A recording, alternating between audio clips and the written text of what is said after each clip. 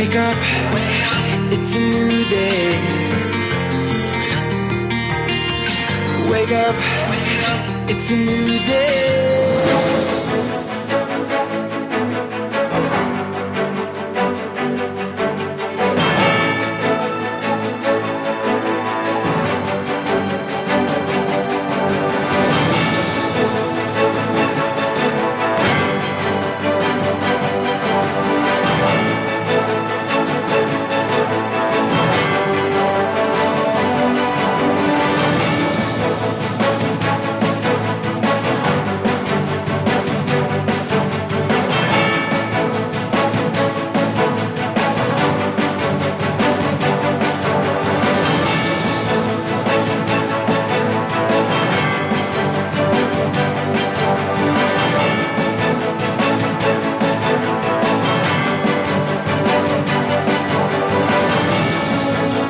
Good morning. Outrage in Long Island after a woman had to be transported on the back of a truck in the rain in an emergency.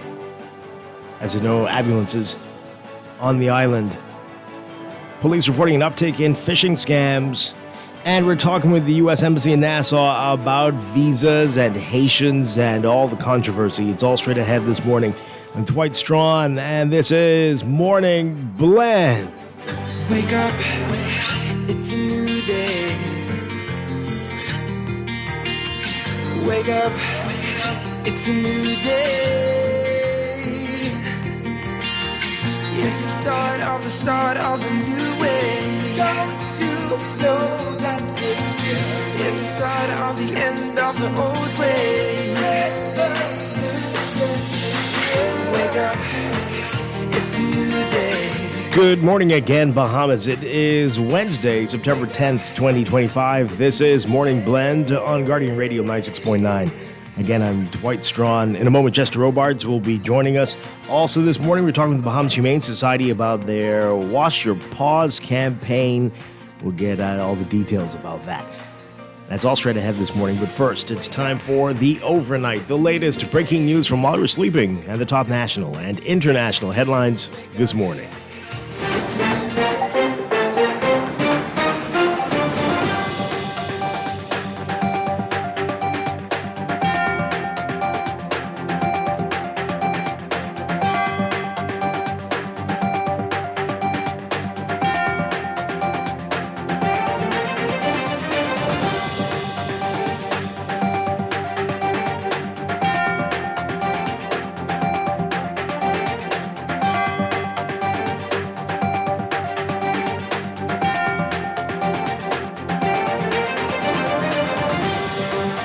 In the overnight, police warning of an uptick in phishing scams at financial institutions in the country.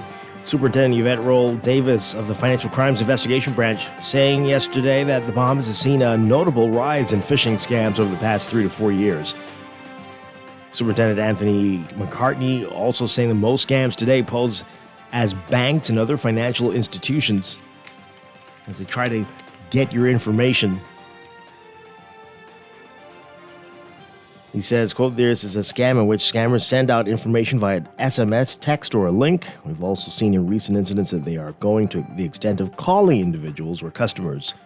McCartney is urging residents to be cautious of opening or downloading messages from unknown people and noted that most financial institutions would not contact you to change or update personal information in this manner. A 58-year-old father who molested his daughter sentenced to 15 years in prison after he accepted the terms of a plea deal. The father, whose name has been withheld to protect the victim's identity, pleaded guilty to 5 counts of incest when he appeared before Justice Renee McKay Monday. The man began sexually abusing his daughter at the age of 10 in 2016, and the molestation continued until she was 12 years old. The father will receive credit for time spent on remand. Following his release from prison, he will be on probation for 2 years after he completes his sentence. If he reoffends while on probation, he will be sentenced to 1 year in prison.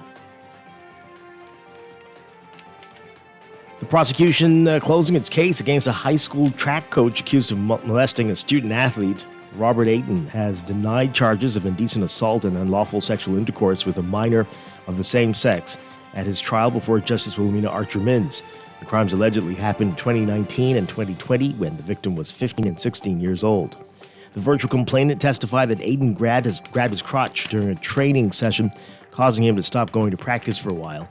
When he resumed training, the complainant alleged that while alone in the gym with Aiden, his coach locked the door and forced him to perform oral sex on him. On another occasion, he alleged that Aiden penetrated him anally at his home. Aiden is expected to take the stand in his defense and call 2 witnesses when the trial resumes on Monday, September 15th.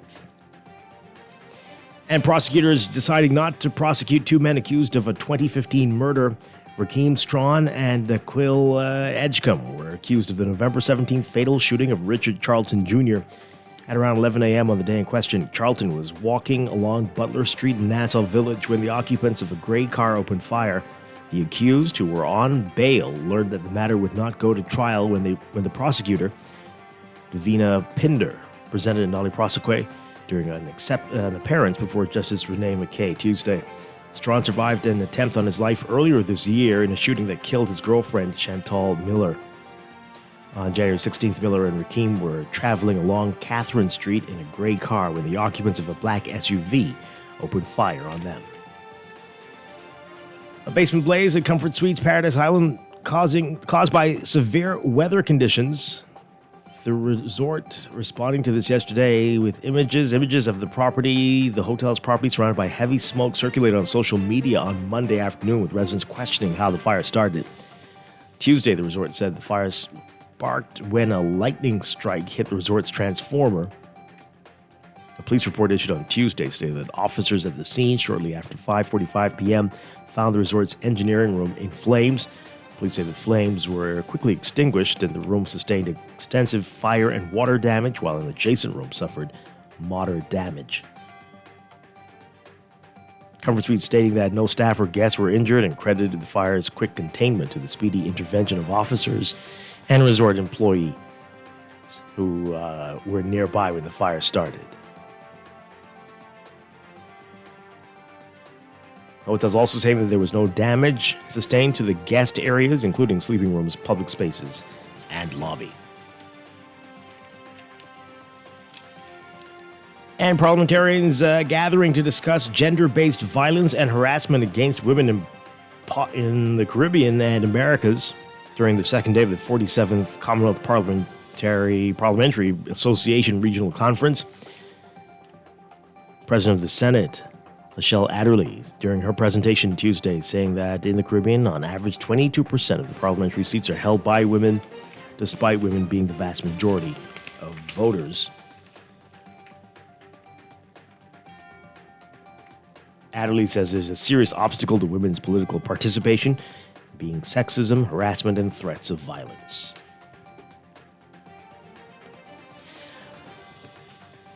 Overseas, Poland saying today that multiple Russian drones entered and were shot down over its territory with the help of NATO allies, describing the incident as an act of aggression carried out during a wave of Russian strikes on Ukraine. Several European leaders said they believed Russia was intentionally escalating the war, and NATO was discussing the incident in a meeting. It comes 3 days after Russia's largest aerial attack on Ukraine since the war began, an attack that for the first time hit a key government building in Kyiv. The European Union foreign policy chief says that Russia's war is escalating, not ending. And, quote, last night in Poland, we saw the most serious European airspace violation by Russia since the war began. And indications suggest it was intentional, not accidental. Polish Prime Minister Donald Tusk writing on social media that Polish airspace was violated by multiple Russian drones. And the defense minister writing on X that more than 10 objects crossed into Polish airspace, though he did not specify an exact number. He thanked NATO Air Command and the Royal Netherlands Air and Space Force for supporting the action with F-35 fighter jets.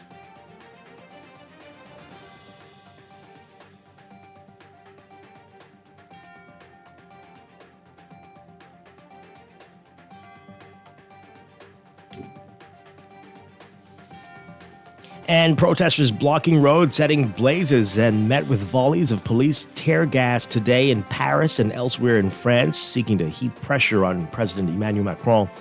by attempting to give his new prime minister a baptism of fire. The interior minister announced nearly 200 arrests in the first hours of the planned day of nationwide demonstrations, although falling short of its self-declared intention to block everything. The protest movement that started online over the summer caused widespread hotspots of disruption, defying an exceptional deployment of 80,000 police who broke up barricades and swiftly made arrests. The Interior Minister said that a bus was set on fire in the western city of Rennes and that damage to a power line blocked trains on a line in the southwest. He's alleging that protesters were attempting to create a, quote, climate of insurrection. The initial protests appeared less intense in previous bouts of unrest that have sporadically rocked Macron's leadership, including months of nationwide so-called yellow vest demonstrations that roiled his first term in parliament as president. After his re-election in 2022, Macron faced firestorms of anger over unpopular pension reforms and nationwide unrest and rioting. Macron was installing a new prime minister, Sébastien Lecornu, Tuesday, and the protests immediately presented him with a challenge.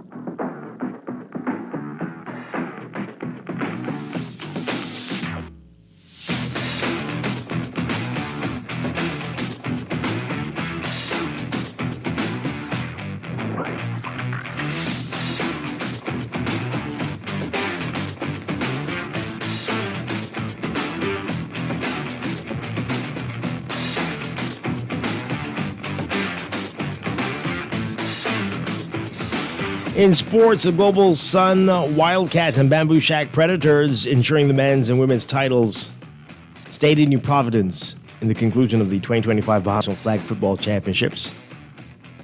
The Wildcats, who also won the 2025 Flag Football League's Women's Championships, made it look easy against the Overtime Lounge Lady Elites. Reigning league champions comfortably defeated Grand Bahamas Lady Elites 21-0 for the national crown. Wildcats head coach Matrix Evans elated after the team's impressive victory. You can read more about how the teams did in today's Guardian Sports section. From the WNBA, Bahamian women's professional player Jonquel J.J. Jones adding some accolades for her impressive collection this week. The 31-year-old named to the All-WNBA First Team and All-WNBA Defensive First Team for the 2025 season. It was New York Liberty Center's second All-WNBA First Team selection of her career and second since 2021. Despite dealing with her injury bug earlier in the season, the 2024 WNBA Finals Most Valuable Player is turning in a strong season, averaging 13.9 points, 8.2 rebounds, and 2.7 assists per game, while shooting 49.8%, 43.7% from long range.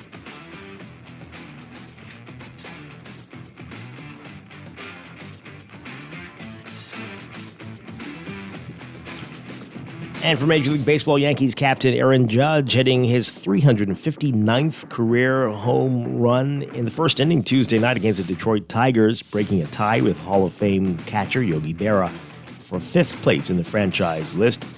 Judge driving a full count splitter from Casey Mize to right center field, giving New York a 1-0 lead. The Sluggers' 44th homer of the season had an exit velocity of 110.6 miles per hour and traveled 412 feet. Judge's milestone shot was one of a few highlights for the Yankees, one of the very few, who allowed 9 runs in the 7th inning of a 12-2 loss, falling 3 games behind first place Toronto in the American League East.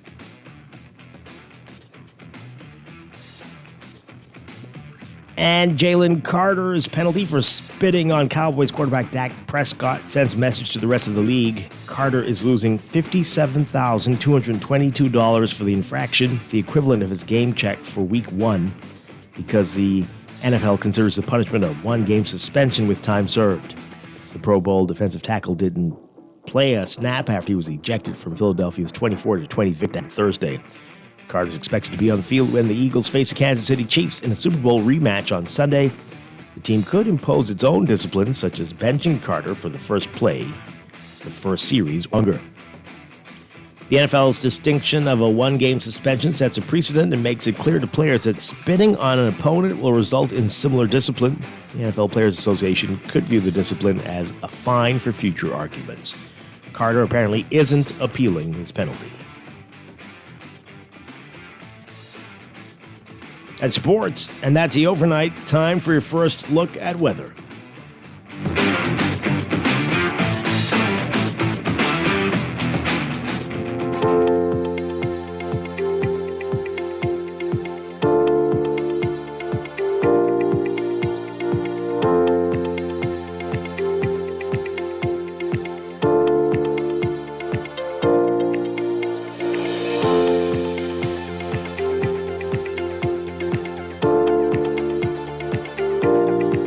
In your weather for today, brought to you by Star General, we've got marginal threat of a few isolated strong to possible severe thunderstorms across portions of the northwest and northern Bahamas today.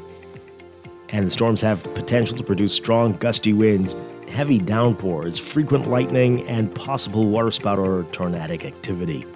There's also slight to moderate risk of rip currents along all eastern-facing shorelines and Atlantic-exposed beaches. So the rich tropical moisture associated with the near stationary front situated just across central Florida, we've been telling you about this, will continue to trigger periods of showers and thunderstorm activity across the northernmost parts of the country today through tonight.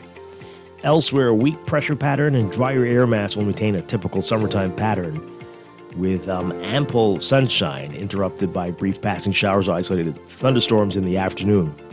Winds will remain light to gentle, and marine conditions are expected to remain generally favorable with smooth to light seas, slight seas over the next few days. Again, that's for the central and southeast Bahamas primarily. For today, residents are advised to remain hydrated, wear protective clothing, and seek shaded areas during peak daylight hours as the UV levels are expected to be in the high to extreme range, and heat indices expected to be in the triple digits.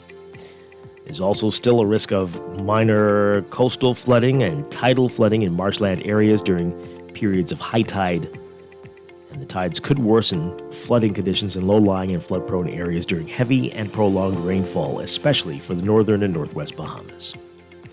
Your forecast for today for the extreme northern islands, including Grand Bahama, partly to mostly cloudy today through tonight, with a 30 to 50% chance of isolated to widely scattered showers and isolated thunderstorms. Winds south to southwest at 10 knots, falling light and variable at times. For the rest of the northwest Bahamas and the central Bahamas, we're looking at partly sunny conditions becoming fair at night. But for the northwestern islands, a slightly higher possibility of rain, 20 to 30% chance of showers and thunderstorms, compared to 10 to 20% chance for the central islands.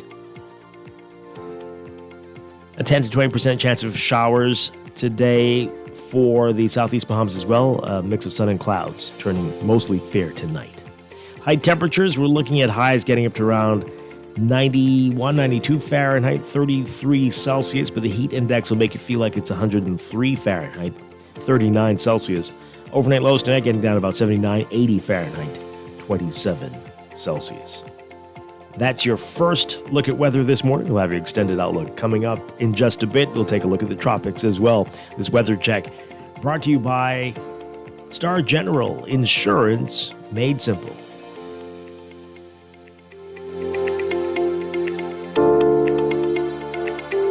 Wake up, it's a new day. Wake up, it's a new day.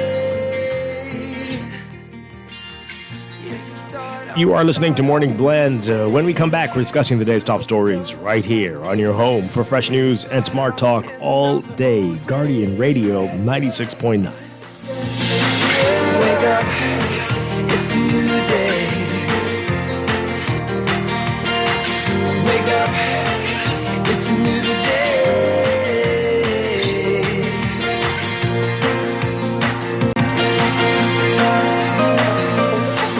of banks forcing you to use technology to bank the way they want you to, your convenience is important. So no matter what your banking needs, Commonwealth Bank's friendly staff are always available in branch for that personal one-on-one service. But when you choose technology, our online and mobile banking app offers you state-of-the-art functionality. The choice is yours.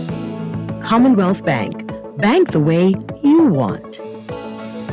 Starbucks Bahamas is the place you need to be. Yeah. Taste the bite of Bahamian crafting culture in premium coffee. We're committed to self-convenience and we stand on consistency. We're more than just a coffee house. Come join our community. We've been here for 20 years. Celebration with us. Uplift every day with each cup. Coffee community graphic culture. We've been here for 20 years.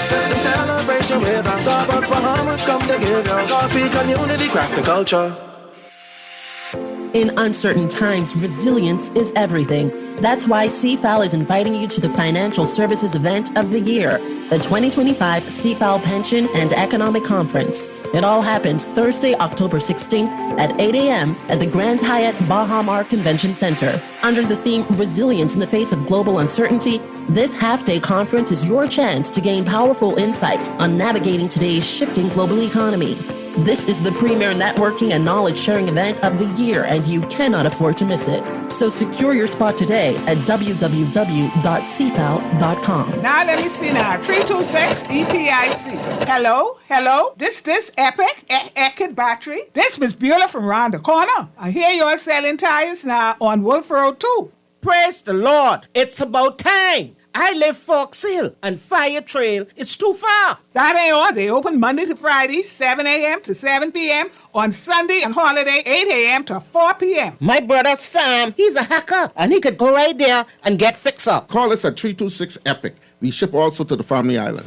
This October, Bahama invites you to indulge your senses at the Culinary and Arts Festival, where world-class flavors meet breathtaking creativity in the heart of the Bahamas. Join us October 22nd through 26th for an unforgettable celebration featuring culinary legends Daniel Boulud, Marcus Samuelson, Dario Cicchini, and Simeon Hall Jr., alongside a vibrant lineup of Bahamian chefs and mixologists. Explore captivating art installations, interactive workshops, and live performances, all set against the stunning backdrop of Nassau's premier luxury resort. And don't miss an electrifying live performance by global superstar Lenny Kravitz, headlining the festival's welcome party on Friday, October 24th, with a concert experience you won't forget. This is more than a festival, it's a feast for the soul.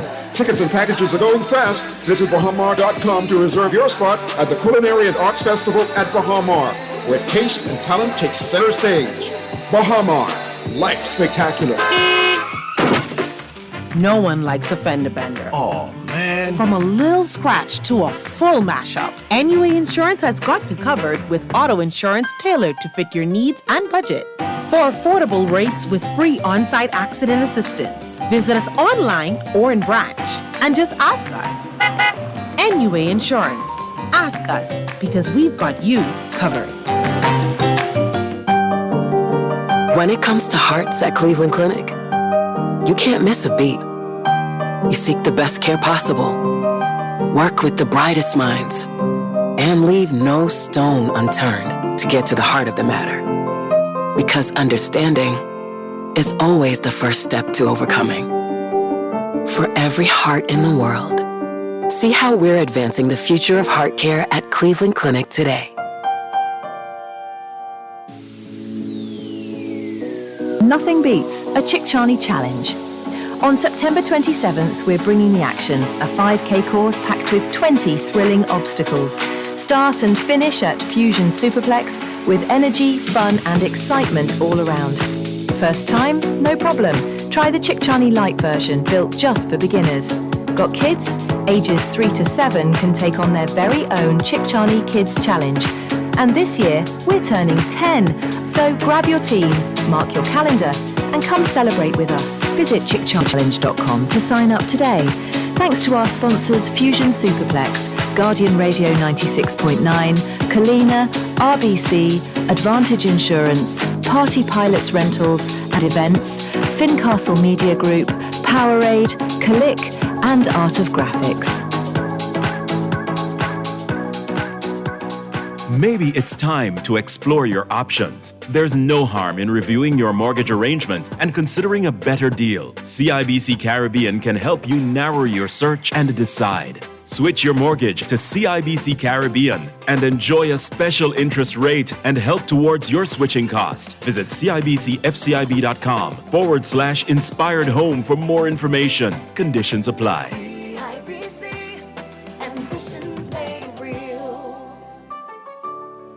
Wake up, it's a new day. Wake up, it's a new day. It's the start of a new way. Don't you know that it's the start of the end of the old way? Wake up, it's a new day. Wake up, it's a new day.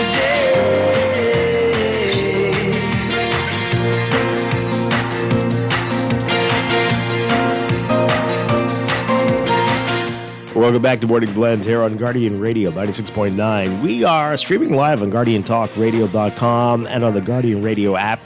Well, not on the Guardian Radio app. Now, the app has crashed. We're trying to sort that out. But at least we're on the radio today. Why were there so many radio stations out yesterday? Oh, you really want the answer?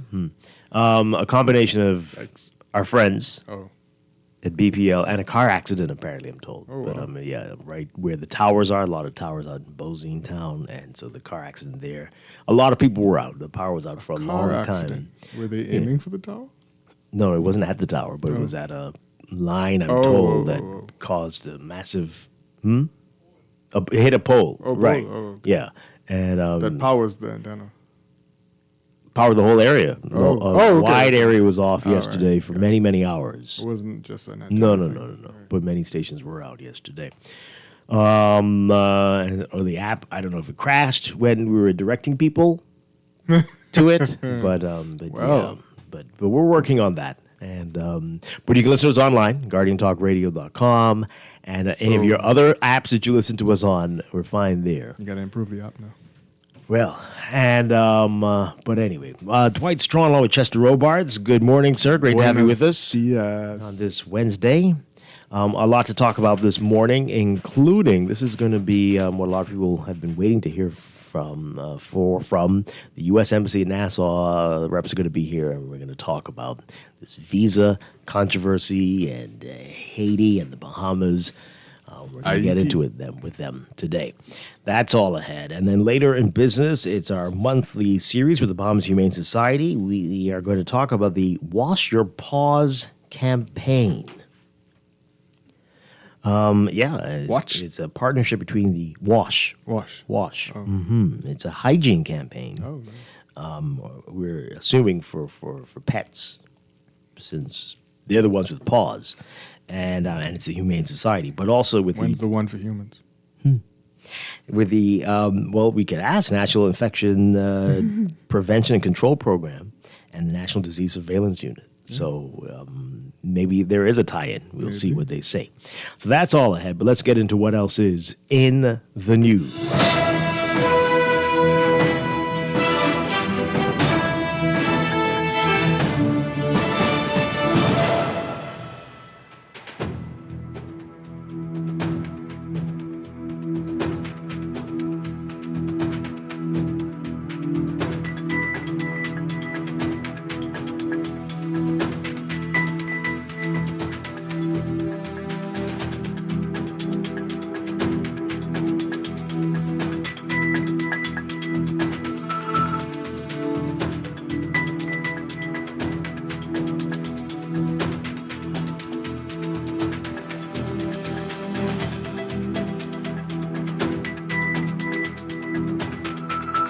So a couple stories in the news we want to get to. We're going to get to this a little bit later. At least reporting an uptick in phishing scams. We've been saying that for a while now, but I guess it never hurts to repeat the information. It's not what it sounds like.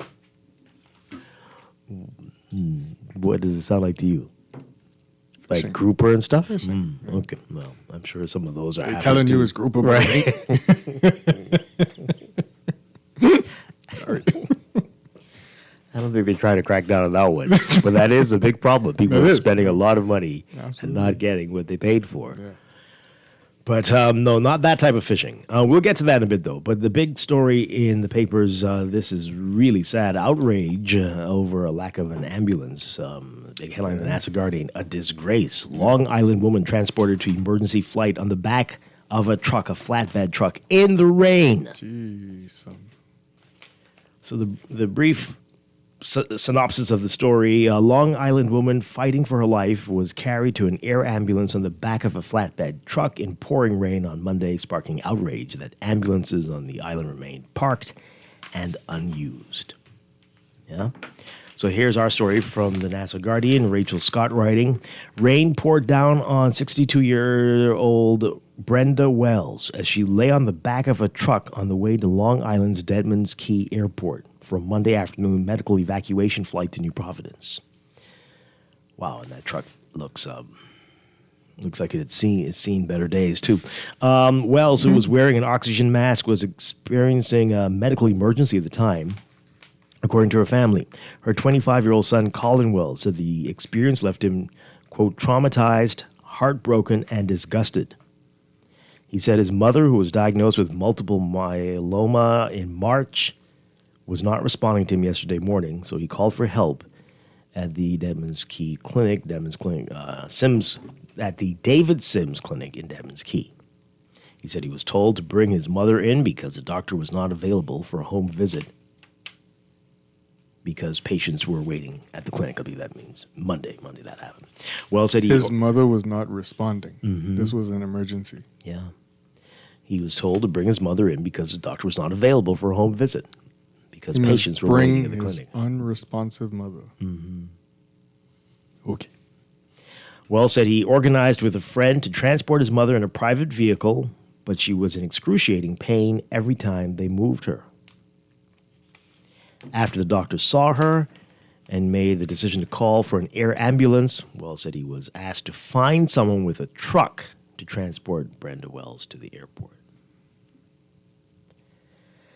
He said, quote, our cousin, when he reached, he screwed down the window and asked the doctors if they wanted him to drive the ambulance. They told him that they don't have the keys for the ambulance at the clinic. Oh, this story gets worse. Wells said he and some of his relatives who had come to assist had to lift his mother onto a wooden board and then onto the back of one of the trucks that showed up, which had a flatbed with fold-down sides. So the clinic don't even have a backboard or like a stretcher. That. Wow.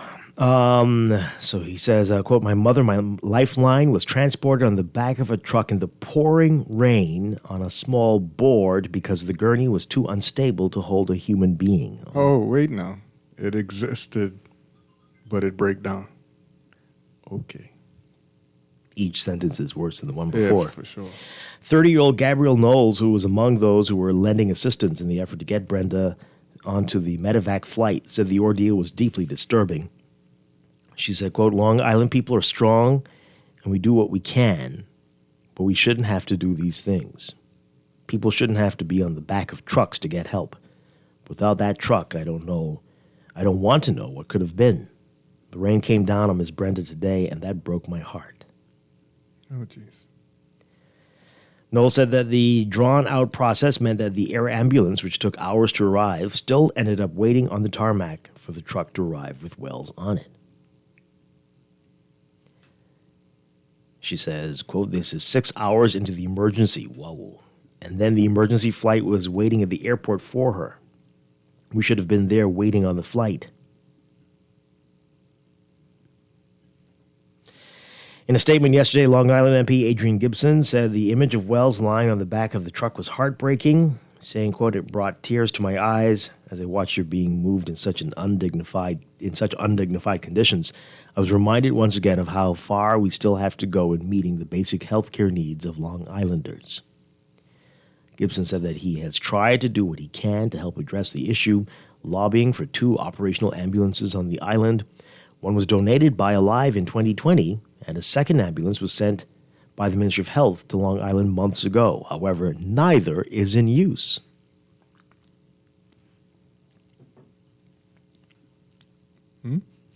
Gibson saying, quote, "It is past time that this matter be resolved. It is past time that trained EMTs and ambulance drivers are hired and based full-time in Long Island. No mother, no father, no child, no elderly person, no Bahamian should have to endure the horror and indignity of being thrown into the back of a truck after suffering a stroke, heart attack, car crash, or any serious ailment. I call on the government, especially the Minister of Health, to act and act swiftly and decisively. My people are no less deserving. We pay taxes too. We have served our country too."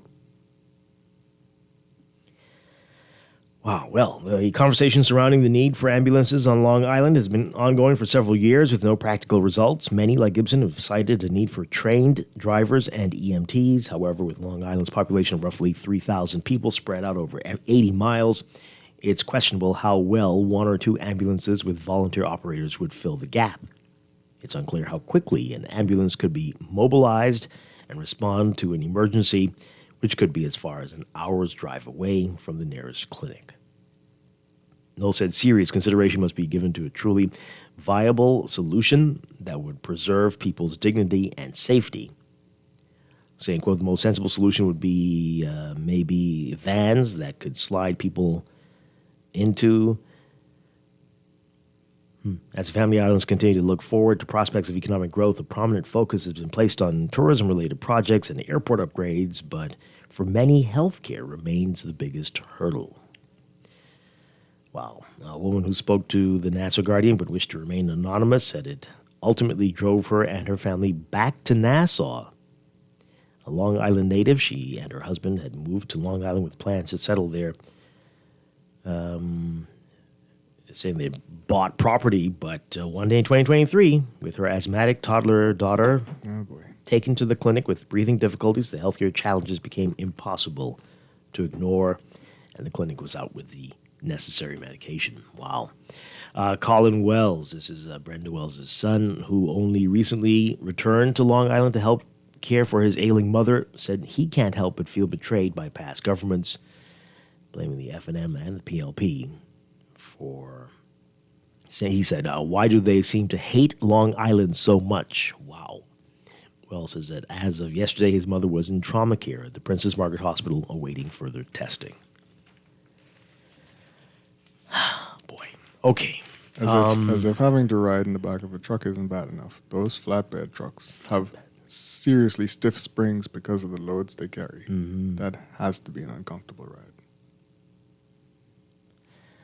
Let's get your reaction to this, folks. And this is a common complaint for many islands in the country. Yeah, they're all, wow. Give us a call, 323-6232. 325-4316.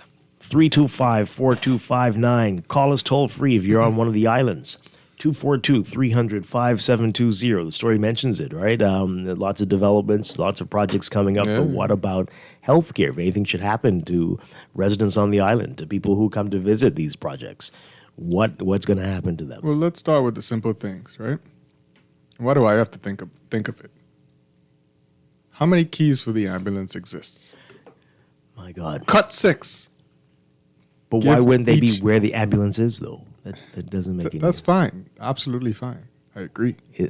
But why should there just be one that you're looking for? Shouldn't the doctor have one on his key ring? Shouldn't the nearest person somewhere have one? Are they afraid somebody could take it for a joyride? Yeah, who had it? There should be multiple. Very strange. Boy, let's hear from you. Again, call us, or you can tweet us, or Facebook us, or text us. The text line is back, 422-4796. And outside of just a comfortable ride to the emergency flight, there's life-keeping stuff in an ambulance, typically. You know, so yeah, well, stuff that they probably need. They don't have anybody who knows how to use it, but at least they'd be able to transport people in a more humane way. Yeah. Why is there a rickety, what do they call it, gurney? Rickety gurney? Oh, boy. How much do those things cost? Let's hear from the callers. Good morning. You're on the air. Good morning to both of you. Hi. Good morning. This is really sad and disappointing, too. You know, Dwight, because you have been a doctor or you've been assigned the post of Minister of Health, doesn't mean you have basic managerial skills. Because I can think of a number of preventive maintenance, preventive checklists that as a minister that I would want to see a report on every day. I would like to have the Red Cross go down and visit the various islands and train everybody in CPR. Let them understand the basics of that. Small community like these family islands, they're well knitted. People are, people are concerned with one another. But when you lack the basics, man, all that skill goes out the window. So maybe this Minister of Health, excuse me, Pepper, we have an issue with him because it's showing up often. He's neglecting the family islands. And this is where tourists like to go mostly. You know, they want to get away from the hustle and bustle that you find in New Providence. So I think we need to take a closer look at assigning persons in that position who have basic business skills and who would, on a regular basis, see to it that he gets a report every day as to who's been driving the ambulance going to the nightclub tonight. So I could fix that business. You know, but this is sad to really see it happening over and over again on this minister's watch. You know, they're more concerned about their visas, you know. Maybe they should be threatened. If something like this happens on your watch, we revoke your visa and you can't travel anymore to the United States. Wow. Anywhere else about that. Okay. Thank you very much. Appreciate it. Well, this text here, this person says, I texted him months ago that in North Andros, the ambulance driver went to Nassau taking the ambulance keys. Yeah, I remember that. Oh. My cousin had to transport on the back of a truck as well. Had to be transported in the back of the truck. Wow. Let's take another call. Good morning. You're on the air. Good morning, Dwight. How you doing? Doing well. Good morning. To your co-host in the studio. Morning. I think one of the reasons why, or a few reasons why this story strikes so many of us the way it has. So far, I've heard the MP talk about tears to his eyes, the son talking about how it broke his heart, and I'm sure I join in with them and many other Bahamians in identifying with the pain that you feel when you identify with the story. I think one of the reasons why that happens is the women and the older people of the community of this country.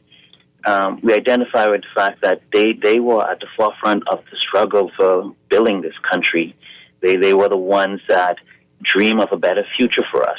They were the people that gave the Bahamas so much. And I think to not understand that as a government, we have a social contract with the family islands. We have a social contract with the people of this country to do better by them. And it shouldn't take these heart-wrenching scenarios to bring us to a sense of obligation, a sense of responsibility that the people of this country needs better. And I don't have a mom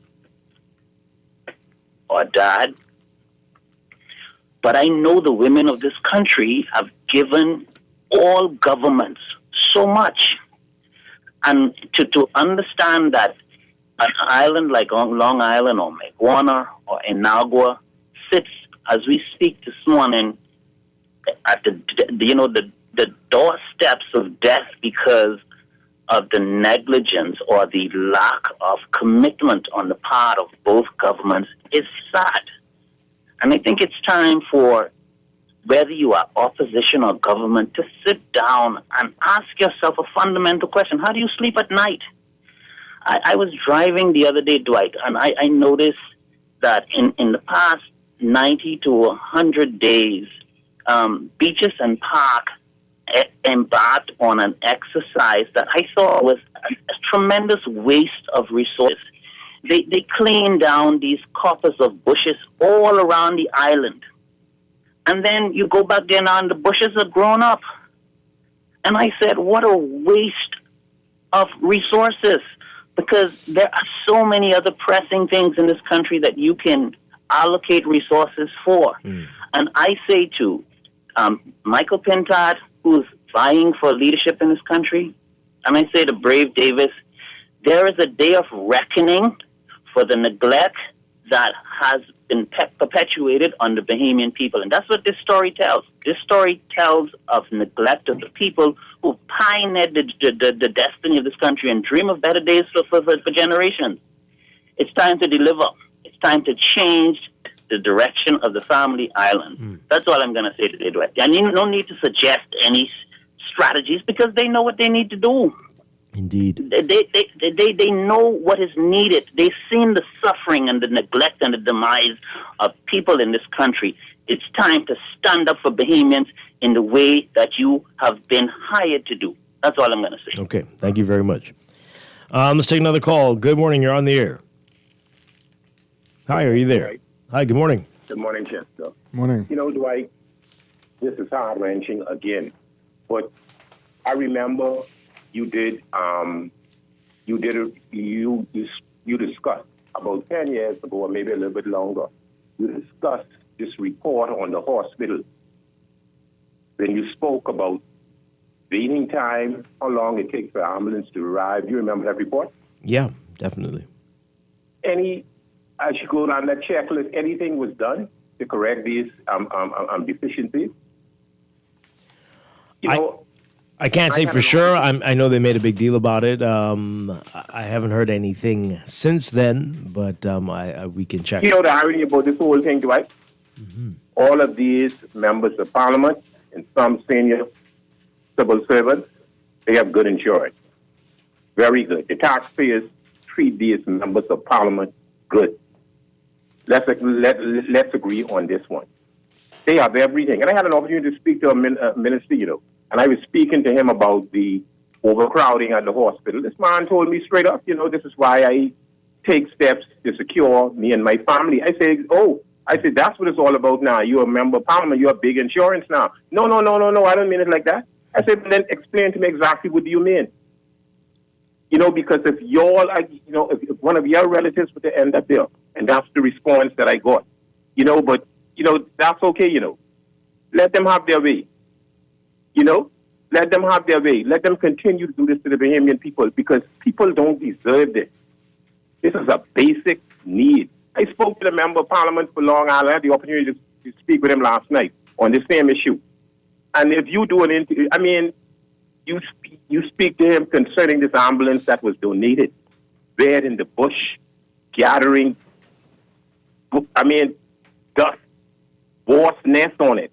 This was donated for Long Island, But all kind of bureaucracy in terms of they have to resign, someone has to receive it, all sorts of nonsense. This is unacceptable on all levels. No one can say the Bahamas, being as rich as we are, you have people living and experiencing these type of trauma. Then the irony about all of this is, when you get to the hospital, you get pushed to the corner on a gurney, where you got to hang around for 24 hours, maybe longer sometimes, and just beaten to be placed in a bed. Where's their moral conscience?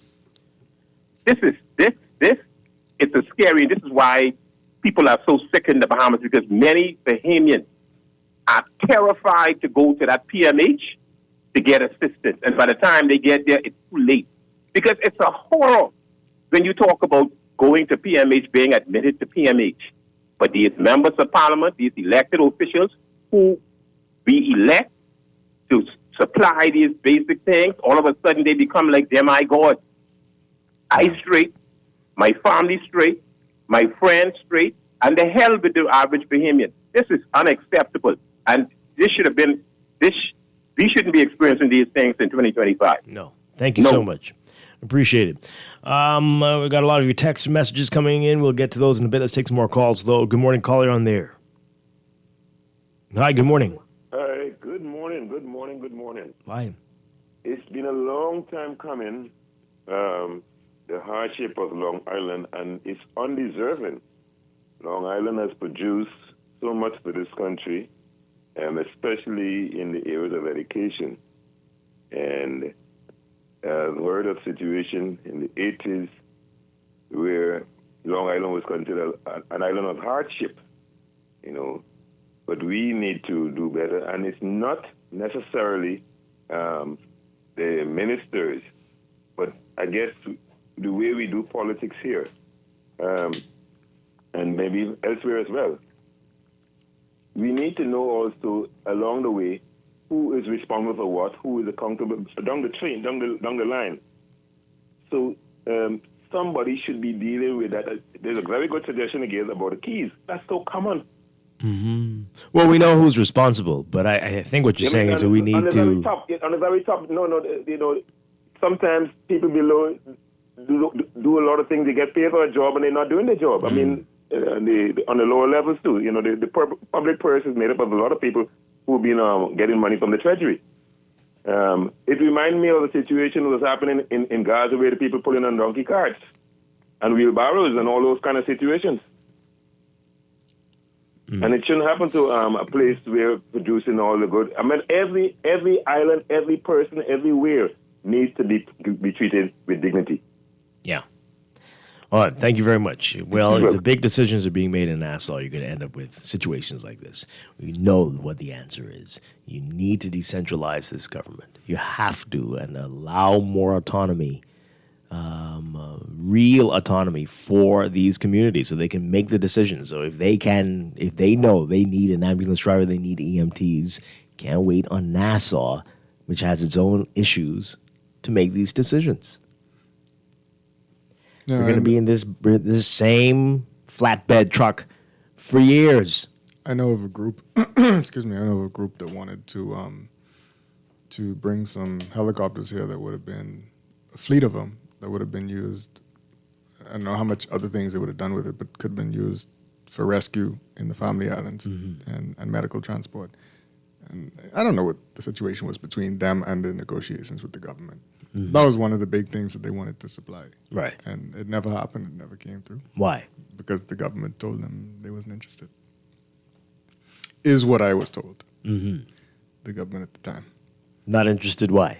I don't know. Wow. But it's for like the caller said, they understand the complexities of running an archipelago. Mm-hmm. But they don't seem to really try to put things in place so that things like this don't happen. And there are lots of ways that we can outfit the Family Islands. You could clear a patch in each constituency or each on the Family Islands. What do you call them? E-settlement, where a helicopter could land. And why don't we have helicopters that could just get there? I mean, you could pull up within a mile of somebody's house, just like some clear, or locate some clear area, and you can get them. You don't even need to drive to the airport, which could be miles away from somebody's house. Yeah. But why aren't we doing those things? If the healthcare on the Family Islands isn't up to the standard that it should be, get them to Nassau faster and more efficiently. Because people in Nassau don't understand what's really needed in a lot of these places. No, they do understand. Don't give them that door out. They understand. So it's care then. They don't care. It must be that, because the understanding is there. Mm-hmm. Again, let's look at vertical takeoff aircraft. You could land at the hospital, right? Or very near the hospital. Yeah. Because then you got to fight traffic and stuff coming from the airport to get these people there. I mean, what about the cost? Who cares about the cost, right? Health first, right? And then you want people to live on the Family Islands. You do, and we say it all the time. Oh, yeah. Do they? Do you really? I mean, look at the person in the story who moved back just for asthma care. Yeah, I don't know if we're really committed to that. I think we'd really love it if most of the people in the country lived here and we could sell or lease these other islands off to foreign investors. That's clearly the plan. It's obvious that is where we're heading, right? We love the foreigner. That's for sure. That's what they're doing. We like to party with them. Caller, what say you on this? Good morning. Hi, are you there? Hello. Good morning. Good morning, Dwight. Good morning, Chester. Good morning.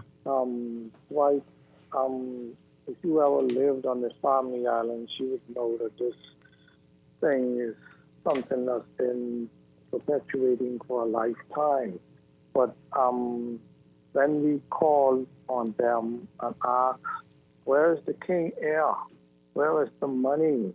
And why these things have to continue to happen? We've been going through these things when we were children. But when you got the chief office of this country right now in Ethiopia, how much money and how many people are there? But we don't have, when you say in the back of a truck, if it was an SUV, you know what I mean? Then we wouldn't have to hear these kind of stories. These clinics, the simple process of some basic stuff, dialysis machine, the gurney, what else do you need to run them? And like someone just said, you clear a patch of land, but then they said that helicopters, we don't need all of that because the islands are only, the most islands are about, in a small plane, it's about, 25 minutes from one island to the next. If we would, to get from Long Island, what happened? But, like they say... Well, we need to get to Nassau. So, not one to the next. To connect, we are an archipelago. If a flight is to take off from Exoma, it takes 20 minutes to reach, 20 minutes or 25 minutes to reach anywhere in Long Island. But, like they said, fuel costs, and then who's going to pay, and then, they're taking off with these entourage. We need to question that and tell us where's the king is. Where's the king is? Where are $2.5 million, and how it was spent from last year to now? We're going in Parliament and do these things. So what are they doing to us? What we got to do? Vote them out. I know one thing. Michael knows. And Dad knows. I wouldn't allow him. And he is my friend. But and Miles Duroda knows.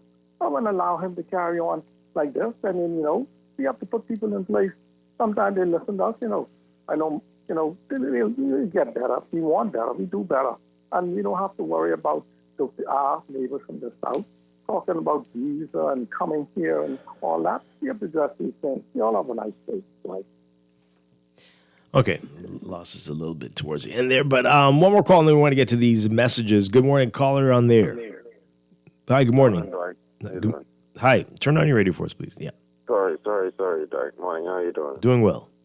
You hear the frustration in this caller's voice, how frustrated we are becoming as a people as we toe these lines of struggle, I'll call it.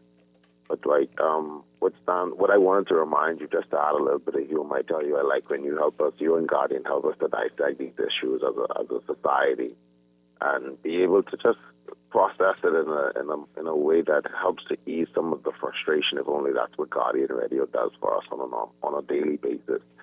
And so I wanted to remind you that somebody needs to get a contract to carry whomever is on the back of the truck. That person gets is paid probably as if they're an ambulance. And so when you're trying to take away those services, we don't like change like that. So you're taking away a contract from somebody who's driving a flatbed, right? You got to consider that. Okay. All right. Well, I'm not too sure. It might be a little too soon for that type of humor. But I hear you.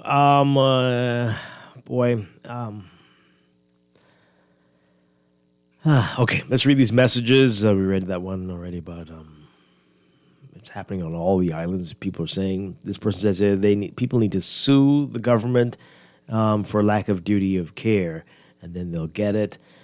Same thing happens on Cat Island. Same thing. And now they have an ambulance and no one to drive it. These islands need real local government. I want to build a home in Long Island, and I'm afraid for the same reason. And Adrian Gibson should be ashamed of himself. He was there. He was the MP, and he was there, and the F&M were there for years and did nothing. Dwight, you all ain't tired yet? Are you still voting for old weapons? Despite being in a digital age, you still reap what you sow. It's time to sow some new seeds.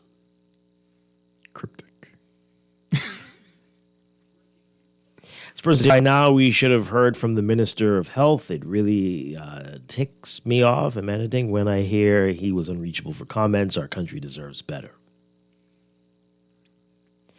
It's time we return the power of governance to the Bahamian people. Cabinet ministers, the managers of our nation, should not be handpicked by a political leader alone. Every political organization should present their choices for these critical positions, and Bahamian citizens should have the right to vote on who will manage their health care, energy, education, environment, and national resources. Well, I don't know about all that. It's a collective cabinet. It's not just one person making all these decisions. Okay. We also need a recall system. For example, if 70% of the voting population agrees, a failing minister must go. See, back to that now. MP or what you're saying in your system where you would vote for the cabinet. Okay. We've endured skyrocketing electricity bills because of what Minister Sears did and has failed to lock in those energy prices, and breakdowns in healthcare mismanagement, islands and parks, trash piling up due to poor environmental oversight and crumbling education systems. Each time we're left with the bill while they ride off into the sunset as 5-year millionaires.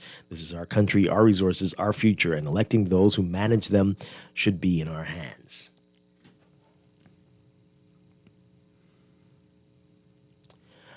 Okay, well, you do elect them, but you don't know who will end up being the minister, and that changes at the whim of the prime minister. But I think I understand what you're trying to say, but we need a very comprehensive system adjustment that would... You think we're too passive, too? Of course. We need to be like Nepal? We're not, no. But we're not... we're passive about the wrong things and very vocal and agitated about the wrong things, right? Yeah. We have it a little bit mixed up around here.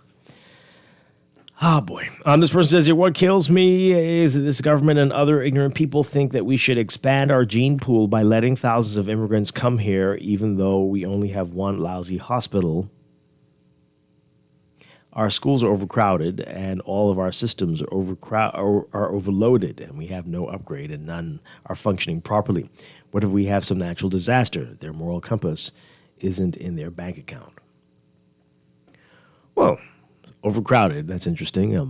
Maybe New Providence, but we were talking to officials from the unions and the director of education, and some schools, a whole all-age school with students in the double digits only. So overcrowded is an interesting way to look at this. Maybe the population isn't spread out the way it should be. Because everybody, I told you before, they want us all to live on this island so they can sell off all the others. The distribution isn't quite where it should be. Yeah. So overcrowded. This person says, my uncle lost a loved one a couple of weeks ago because there was no ambulance available. But when one became available and arrived, the person died while waiting. We don't hear these stories. You all need Sounds like we need to do a series. Could you and other types of people who have these stories write into the Nassau Guardian or call someone and tell us your story? Because people need to know some of these things never come to the public's. Yeah, people seem to be afraid to talk about some of these things. I remember somebody told me that they called an ambulance because they saw somebody in distress, and they were told, we don't have any ambulances available, but here's a number to a private ambulance. You could call for them. And isn't this 911 that I'm calling? Why don't you call the private ambulance to come? Like, why do I have to? I don't even know this person. But that's what we're dealing with. And I'm not saying it is, but could that be a racket as well? Huh. Well, somebody was going to have to pay for that ambulance, right? Exactly. Boy, oh boy. You all need to investigate the hospital in Exuma, facilities there, but not being used because there's no staff. Big-time hospital and no staff. Stop making silly assertions that that no member of parliament who wants people to move from the islands just lease it off. Oh, yeah? Is it silly? The guy who's making the claim about King Air let him know that the funds were not drawn down for the King Air. This can be confirmed by the budget reports. It's not silly. Prove me wrong. prove me wrong. They keep talking about how difficult it is to be in an archipelago and how we have to duplicate things, and it would be so much simpler if we were one island. Trust me. That's what they would love. They would love it. Yet we're about to have a surplus next year. Yeah, and no keys to the ambulance. It can be extremely difficult at times in this country to navigate government bureaucracy when trying to help. For example, my brother and I, through our pest control company, secured $50,000 worth of donated food, clothes, and medical supplies to be shipped to Abaco after Dorian. Those items sat on the dock for a year and were eventually discarded, simply because the government would not waive taxes on them. When you truly want to assist, you have to push forward, sometimes harder than you think should even be necessary. Sometimes you even just got to bypass them people. Wow. Look at the positive. We'll be well prepared for the apocalypse when there is a complete collapse of society. Oh, I don't think so. Wow. I don't think so at all. Wow. I think this will be one of the You first places overrun by zombies. Don't forget. One of the very first. Passivity. It'll be... Some parts of the place already look like The Walking Dead. We are talking about ambulances for the Family Islands, and they can't put sensible wheelchairs at the entrance of PMH. The wheelchairs don't have a footrest, so sick people's feet have to drag on the ground. Wow. Folks on these islands and those who support them need to fundraise, train locals and first responders, develop plans that will address this issue and forget about ineffective politicians. I guarantee you there will be people blocking them if they... But I agree with you. They need to, as Chester said, sometimes bypass the stuff and do your own thing. But there will be great resistance. Great. And if you don't mind going against that, do it. This person says here, donkey carts, gurneys, and flatbed trucks are our sad reality, but Long Island people in Luther will never forget.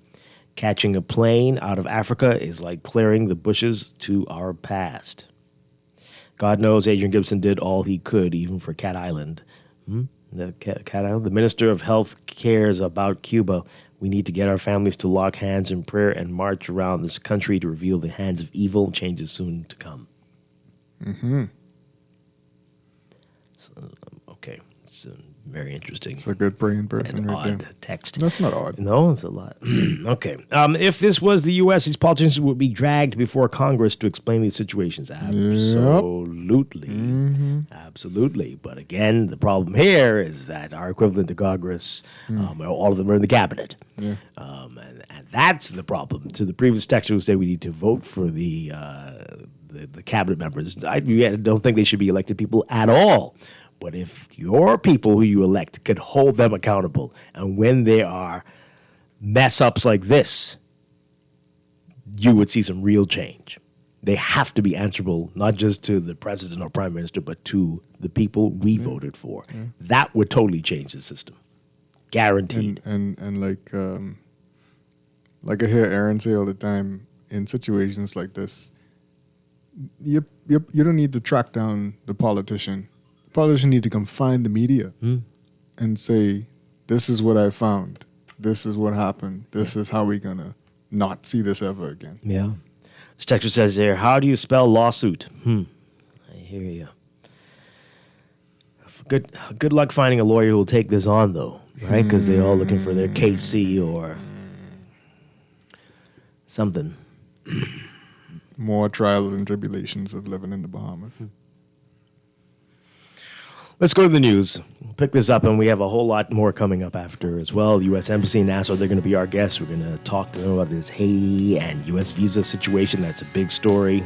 Stay tuned. There's a lot more to come on this Wednesday on Guardian Radio 96.9. Stay with us. This is Guardian Radio 96.9 FM. Fresh news, smart talk, all day.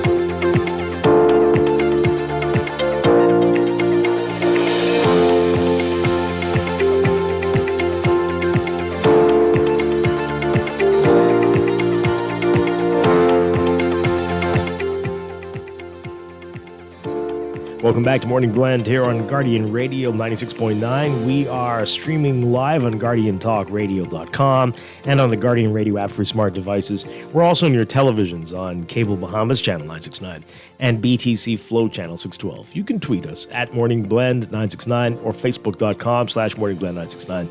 Text us on the Guardian Radio text line powered by BTC 422-4796. Standard text rates apply. And now at 8:23, it is time for a check of weather brought to you by Sherwin-Williams Paints. We've got a marginal threat of isolated strong to possible severe thunderstorms across the northern and northwest Bahamas today. And these storms may have the potential to produce strong gusty winds, downpours, heavy downpours, frequent lightning, and possible waterspout or tornadic activity. And there is also a slight risk of rip currents along all eastern-facing shorelines and Atlantic-exposed beaches. So rich tropical moisture associated with the near stationary front across central Florida will continue to trigger periods of showers and thunderstorms across the northern Bahamas today through tonight, northern and northwest Bahamas. Elsewhere, a weak pressure pattern and drier air mass will maintain typical summertime weather features like sunshine in the morning with brief passing showers, isolated thunderstorms in the afternoon. And winds will remain light to gentle and marine conditions generally favorable for the central and southeast Bahamas over the next few days. We also have a mid to upper level trough expected to aid in the southward drift of that frontal boundary. Moving towards the end of the work week, by Friday, this boundary is going to be over the northern and northwest Bahamas. That's going to bring another uptick in shower activity, moisture, and atmospheric instability. As a result,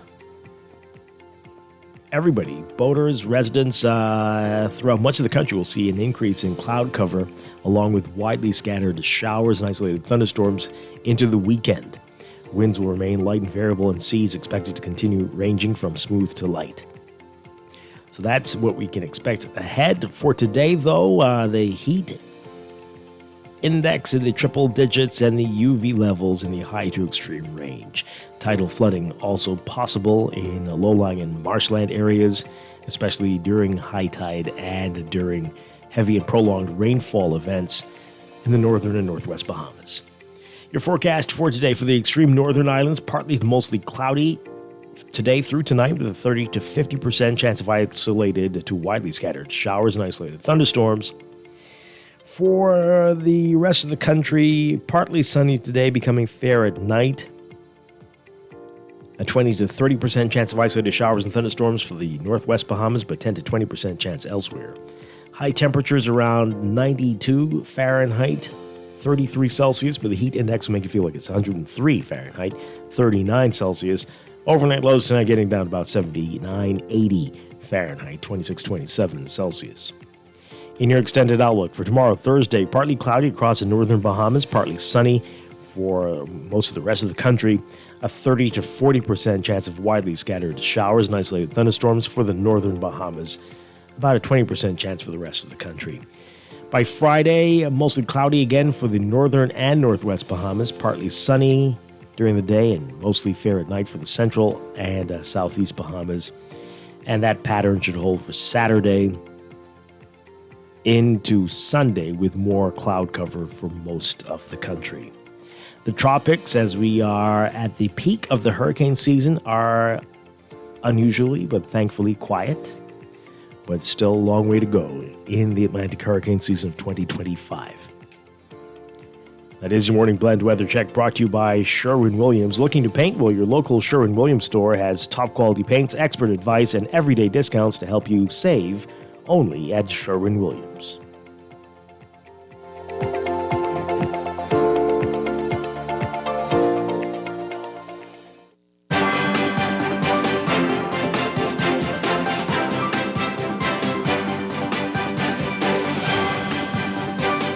And it's time for a check of traffic brought to you by RBC. With RBC, your ideas happen here. In your real-time traffic, we've got a number of hot spots for you. We've got Milo Butler Highway as usual, heavy traffic just north of Fire Trail, all the way up to Tawny Williams Darling Highway if you're heading northbound. And on Tonic Williams Darling Highway, we're seeing some very slow-moving westbound traffic between Bahamas Games Boulevard and Blue Hill Road. In fact, as you approach Bahamas Games Boulevard eastbound, you'll see that as well. And a bit of westbound congestion as you get closer to that roundabout with Bahamas Games Boulevard if you're heading on Tonic Williams Darling westbound. Carmichael eastbound also busy for you to get closer to Blue Hill Road, and Blue Hill Road is going to see slow-moving traffic once you get north of Soldier Road, through that roundabout with Independence Drive and on to Robinson Road. Soldier Road near Windsor Place, also seeing some slow-moving traffic, and then there's Bernard Road near the schools in the area, very slow-moving traffic for you there. Those are your hot spots right now. That's your real-time traffic and your morning blend traffic alert, brought to you by NUA Insurance Agents and Brokers. Reminding you that they are your partner for smart motor insurance and advice that puts you first, whether you're at home or on the go. Getting an instant motor quote is easy. Give them a call or visit your nearest branch or log in anytime at nuainsurance.com.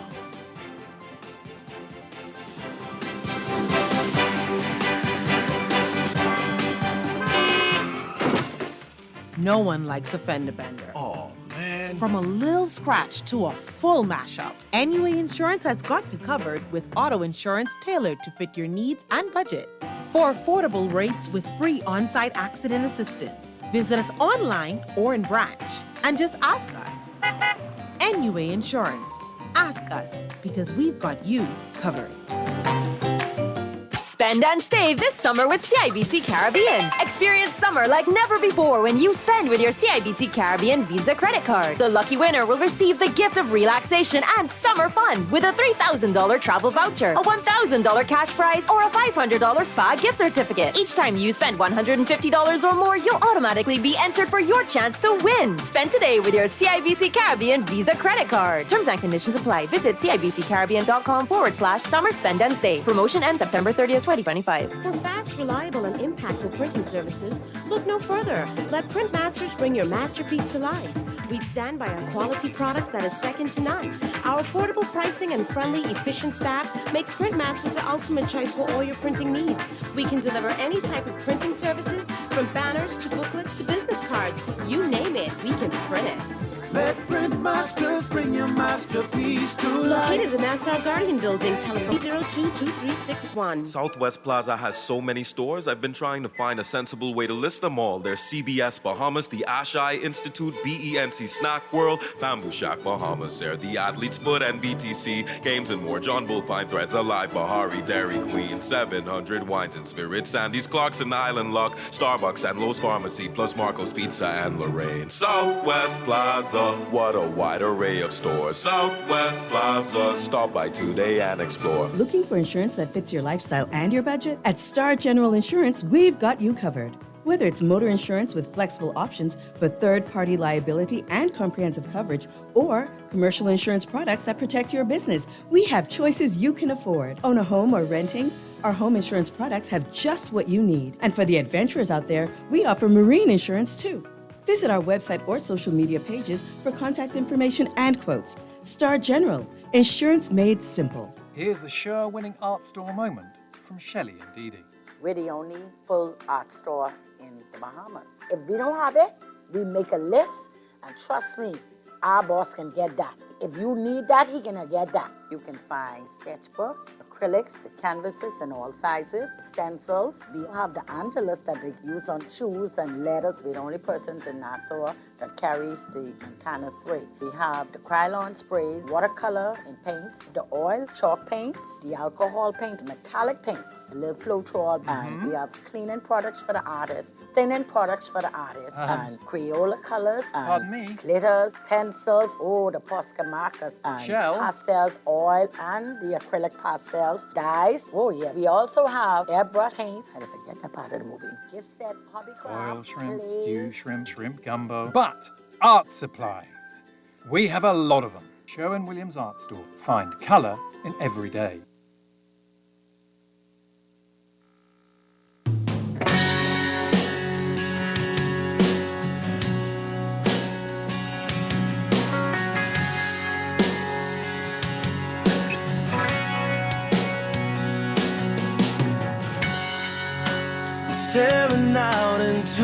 the night, trying to hide the pain. I'm going to the place where love and feeling good don't ever cost a thing. And the pain you feel's a different kind of pain. I'm going home to the place where I belong, and where love has always been enough for me. Not running from We are back with Morning Blend on Guardian Radio 96.9. Dwight Strachan along with Chester Robards. And this morning we are very pleased to have with us from the U.S. Embassy in Nassau, Consular Section Chief Karina Kanan. Good to have you back with us. You were with us a few weeks ago. Good to see you again. Thanks so much, Dwight. Good to be back. All right, so this has been a hot issue, the Haitians and U.S. visas, and it's controversial and a bit confusing for some. So we have a lot and I hope we can get all the answers. All right, so the first one, I think most of our listeners have been paying attention, so we don't have to we can start off with this. Did the government of the Bahamas know that the U.S. Embassy had planned or was planning to process Haitians who were seeking U.S. visas at the U.S. Embassy in Nassau? Did the government know that the Were US they Embassy in Nassau? informed ahead of time? Did they need to be So informed now ahead of time? now that you're asking me about what they knew, so Mhm. I can't speak for, I wouldn't want to speak for the government of Bahamas or what conversations may have happened at different levels of the government. But Did the embassy inform the government? I can only speak to, I wanted to talk about the consular aspect of this and from what I know from the consular perspective. So I want to say thank you so much for having me on, because I know there are a lot of misconceptions out there about this. There's been a lot of, shortened news, not comprehensive information about it. So thank you so much for the opportunity to come on. Sure. So I think the key points here are that, effective June 9th, the Department of State suspended visa issuance to nationals of Haiti with certain very limited exceptions. And I can Right. tell what those are later. And the U.S. Embassy in Nassau was designated to process visa applications for residents of Haiti while our embassy there has very limited operations. They're on an ordered departure status. They have no normal consular services there. And I can go into that too, some of our other embassies all over the world. So we're not just talking about Haiti and Nassau. Right. And so, and we really defer to the government of the Bahamas to set the rules and make the decisions about who comes into the country. So I think those are kind of the key points. So we've suspended visa issuance to Haitians, but that doesn't mean when that announcement went into effect on June 9th, that means we're not issuing visitor visas or student visas to Haitians, right? They're very limited exceptions. But Haitians who already had valid visas, those weren't canceled. So Haitians who had valid visas that were valid and were outside of the U.S. as of June 9th, they're still able to travel to the U.S. That decision is made at the discretion of our Customs and Border Patrol officials. Right. So I think that's one thing that there was misunderstanding of. There's not a total ban on entry of Haitian nationals to the U.S. It's a suspension of issuing new visas with the exception of certain immigrant visa categories, right? We have non-immigrant and immigrant visa categories. Non-immigrant visas, I think most Bahamians, when they think of visas, they're thinking of that tourist visa or they're thinking of the student visa. And yes, there's a full suspension on new issuance of those to Haitians. Right. However, there were some exceptions for family-based categories of visas, right? So on the immigrant visa side, we do issue visas for family reunification. So that happens when there's a U.S. citizen relative in the U.S. They petition for a foreign family member, to come live with them in the U.S. So for Haitians, there's an exception for if you're the spouse or child or parent of a U.S. citizen, and we can issue visas to them. Right. So there needed to be a place designated for that. Right. Russia's another example of a U.S. embassy that doesn't have normal visa operations. Right. So our embassy in Warsaw was designated as the embassy that would process those visas for Russians. Venezuela is another, I think, good example, right? So our embassy in Caracas does not have normal visa operations right now. So our embassy in Bogota, Colombia, was designated for Venezuelan applicants. So just to provide a little context. Right. Yeah. And I appreciate that. So does the country that is designated, are they involved in the process at all? Of decision making? Yeah. No, and I can't speculate on how the decision was made. What I can say, having been here now 2 years, and it's my second time in the country, so I've been involved in visas and consular work here for a long time, is that we have long had Haitian nationals, both resident in the Bahamas and resident in Haiti, who've come to our embassy for visa services. But again, we don't make the decision on who gets into the country. Okay. Yeah. Are they able to use other consulates around the Caribbean if they choose to, or they have to do this one? So the policy now is that people need to apply for a visa in the country where they're a resident. Right. Okay. So that's a change. That's a recent change in policy, and that's I want to, if I could plug a website, Dwight. I love to plug websites because I want to send people to original sources for information. So if you go to travel.state.gov, U.S. visas news, it's going to have really comprehensive and the latest information on U.S. visas. So please don't wait for your WhatsApp screenshot to know what's going on in U.S. visas news. Go to Google travel.state.gov U.S. visas news. It's going to bring you right to that website that has the latest. So in answer to your question, people need to apply in the country where they are a resident or in their country of nationality. Right. So but if you're there's Haitian, an interview, you'd have to come. So if you're Haitian and you live in Haiti, now. Unless visa services are suspended at our embassy in your country, for example, Caracas, those aforementioned examples, Caracas, Port-au-Prince, Russia, for example. In those cases, then the Department of State has designated a country to go. So, but if you're Haiti but you're a resident in France, you can apply in France, right? If you're Haitian but you're a resident in Canada, you apply in Canada. All right, so Karina, I don't know if you can answer this one. So why Nassau and maybe not Santo Domingo or Kingston? Do you know why Nassau was designated? I don't, and I can't speculate. Again, all I can say is historically there have been, Haitians who've come for interviews here. So it's not really a change for us when this designation was made. We've always processed Haitian visa applications. So both from Haitians resident here or elsewhere. Yeah. So, and I will say since June, so this, for non-immigrant visas, this went into effect. Remember the suspension on issuing new non-immigrant visas or visitor visas, student visas to Haitians went into effect June 9th. From June 9th till now, the number of Haitian applicants that we've seen has dropped dramatically. So really significant drop in applications. And it makes sense, right? It's a blanket suspension on issuing visas. So why would people come? And then again, on the immigrant visa side, those are pretty low numbers that we process. We only do immigrant visa interviews 1 day a week, and those are low numbers. Haven't seen a significant change in those.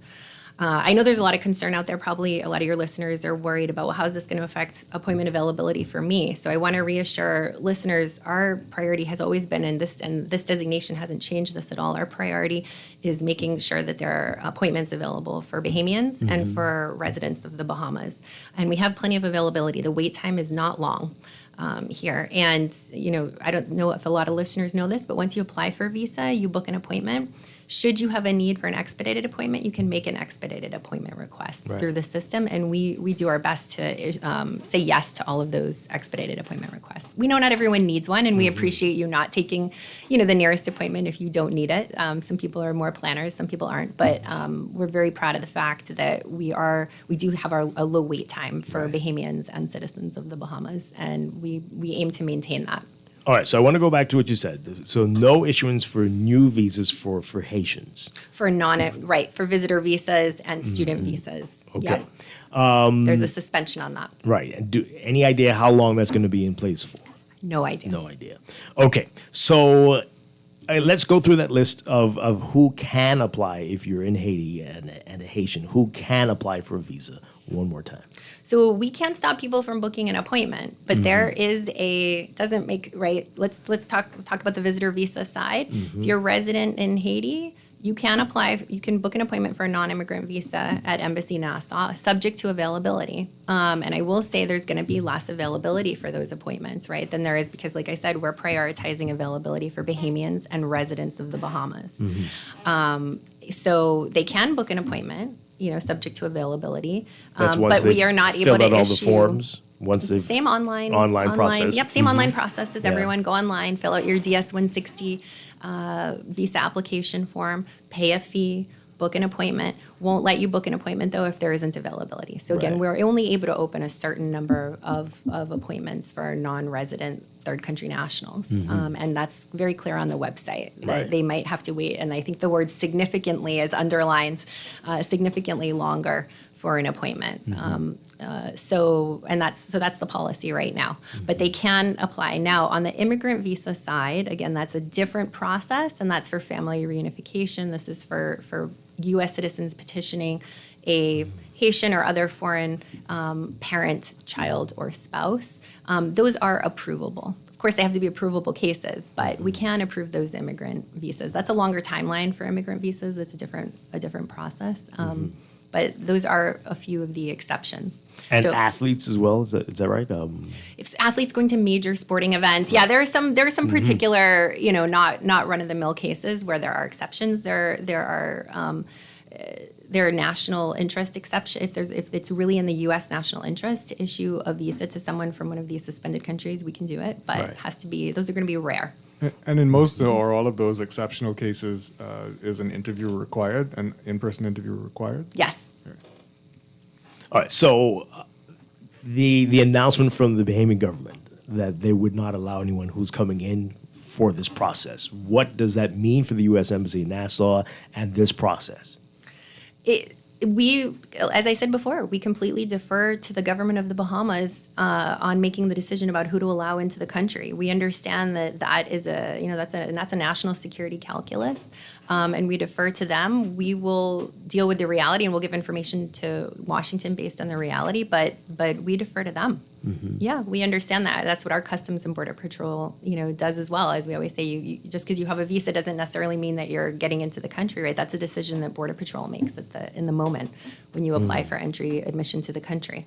We have an excellent relationship with the government of the Bahamas. We partner on all kinds of security issues and regional security and safety issues. So we hope that continues. We enjoy this excellent relationship. We have a beautiful new embassy, and which I think is a testament to that, as we talked about on the last time I was on the show. And we have a lot of regional security challenges that we're addressing together. So we understand and defer to the government of the Bahamas on who to allow in.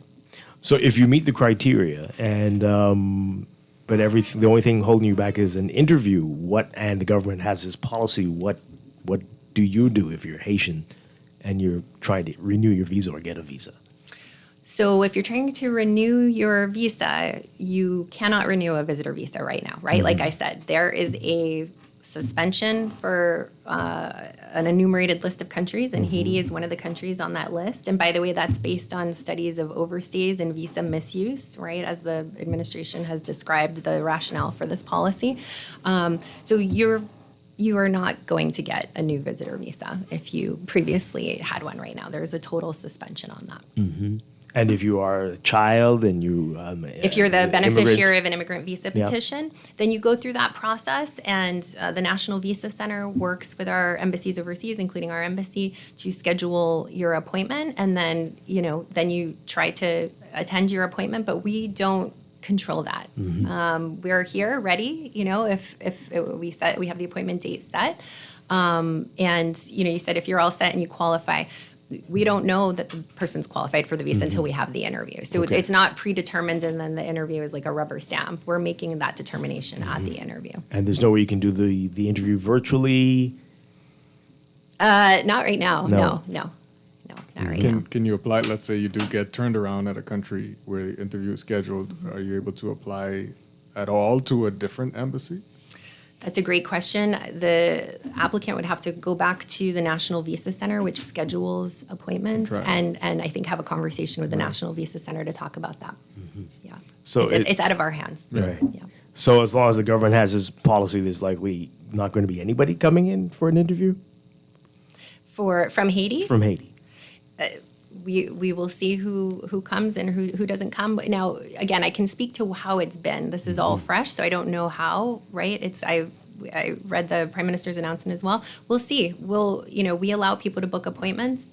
If they come, we'll continue to provide those services as we have done. It's been for many years now that Haitians, again, resident in the Bahamas and non-resident, have come in. There are flights from Haiti as best I know, and I think you were talking about it the other day on your show with your co-host and her experience at the airport, seeing those flights. So we know there are flights from Haiti. Who specifically gets in?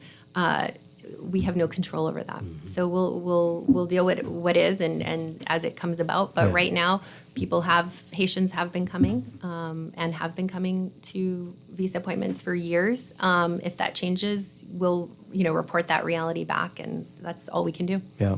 And Karina Kanan, you said it a few minutes ago that the numbers have not been very large coming in. They've dropped significantly. The number of non-immigrant, visitor visa interviews, student visa interviews that we've done for Haitians since June 9th, since this total suspension has gone into effect, the numbers have dropped significantly from this. I just checked the same time period last year. Very big drop. And again, there is less availability, right? Our availability is going to Bahamians and residents of the Bahamas. You said the availability has gone down since the announcement, or it's always been the same? Availability for non-resident third country nationals is going down, right? We're prioritizing availability of appointments. We want to make sure that Bahamians can get a visa appointment and residents of the Bahamas. And you said right now that's once a week. No, sorry. I was talking about immigrant visas. Oh, okay. Yeah, only for the immigrant visas. Those are the family reunification ones. Yeah, gotcha. Different from when people are applying for a visitor visa or a student visa. We have appointments every day of the week for those. Understood. 5 days a week. Are there? You mentioned there's a long list of countries that Haiti's one of these. Yes. The traveling to a third country for an interview, that's at the cost of the person who's applying. It is. It is. It is. That's right. Yep. Yeah. And again, the policy has changed now. Whereas the previous policy had been, you can look at global availability wait times and apply at any of our embassies. Now it's a new policy, right? This for better national security, better border security. They're saying you need to apply in the country where you're a resident, and that makes sense, right? Because then the officers doing the interview there, they're more familiar with the country, right? If you come from a faraway country, less familiarity, also might be language issues. So the policy now is people need to apply in the country where they are a resident. So if you're, name your country, apply at our embassy or consulate there. We have many U.S. embassies and consulates, and folks need to apply there.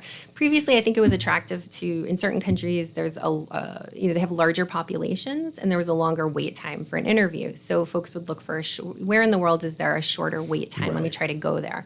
And the policy was to let them do that. Now, for the sake of national security and better vetting these applicants, the decision's been made, no, you have to apply in your country of residence or nationality. Well, I know, again, if you can answer this one, what have you made of the uproar that you've been hearing? What is it surprising?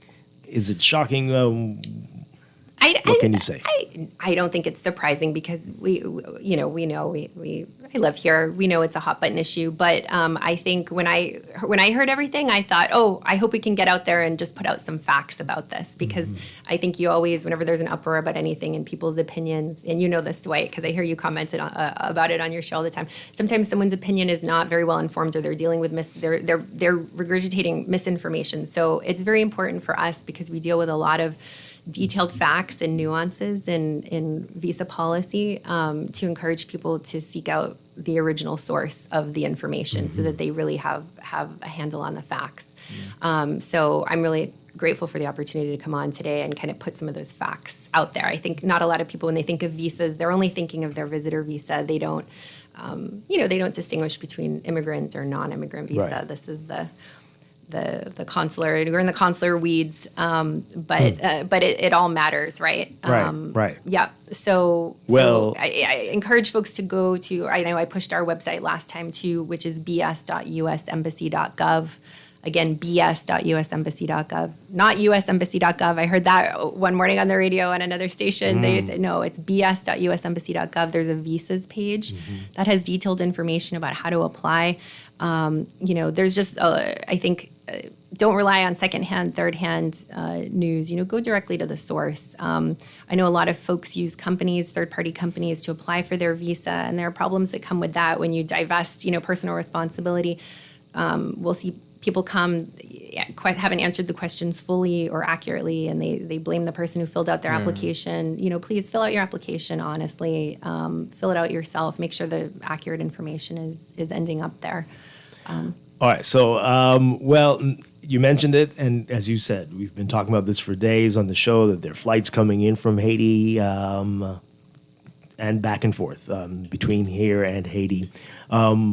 So was the statement from the Prime Minister's office surprising in that regard, knowing that there are already people coming in every week here for an interview at the U.S. Embassy?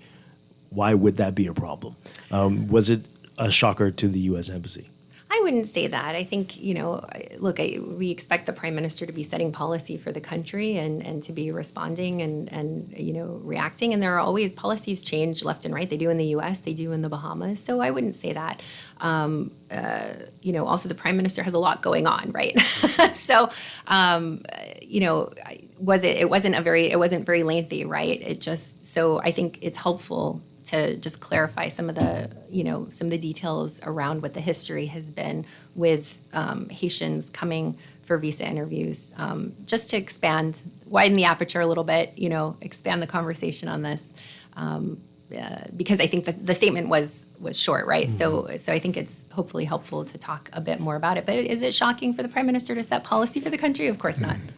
Sorry if I missed this or misunderstood this, but the embassy here was typically always the embassy of choice for Haitian nationals coming from Haiti? I can't speak to that. Okay. I can just say that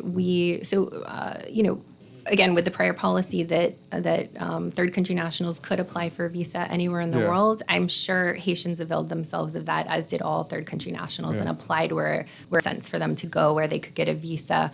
For example, there are several cities in different countries in the world where I know a few can come to mind, right? France, French-speaking countries where they might have family connections, might be easier to get a visa.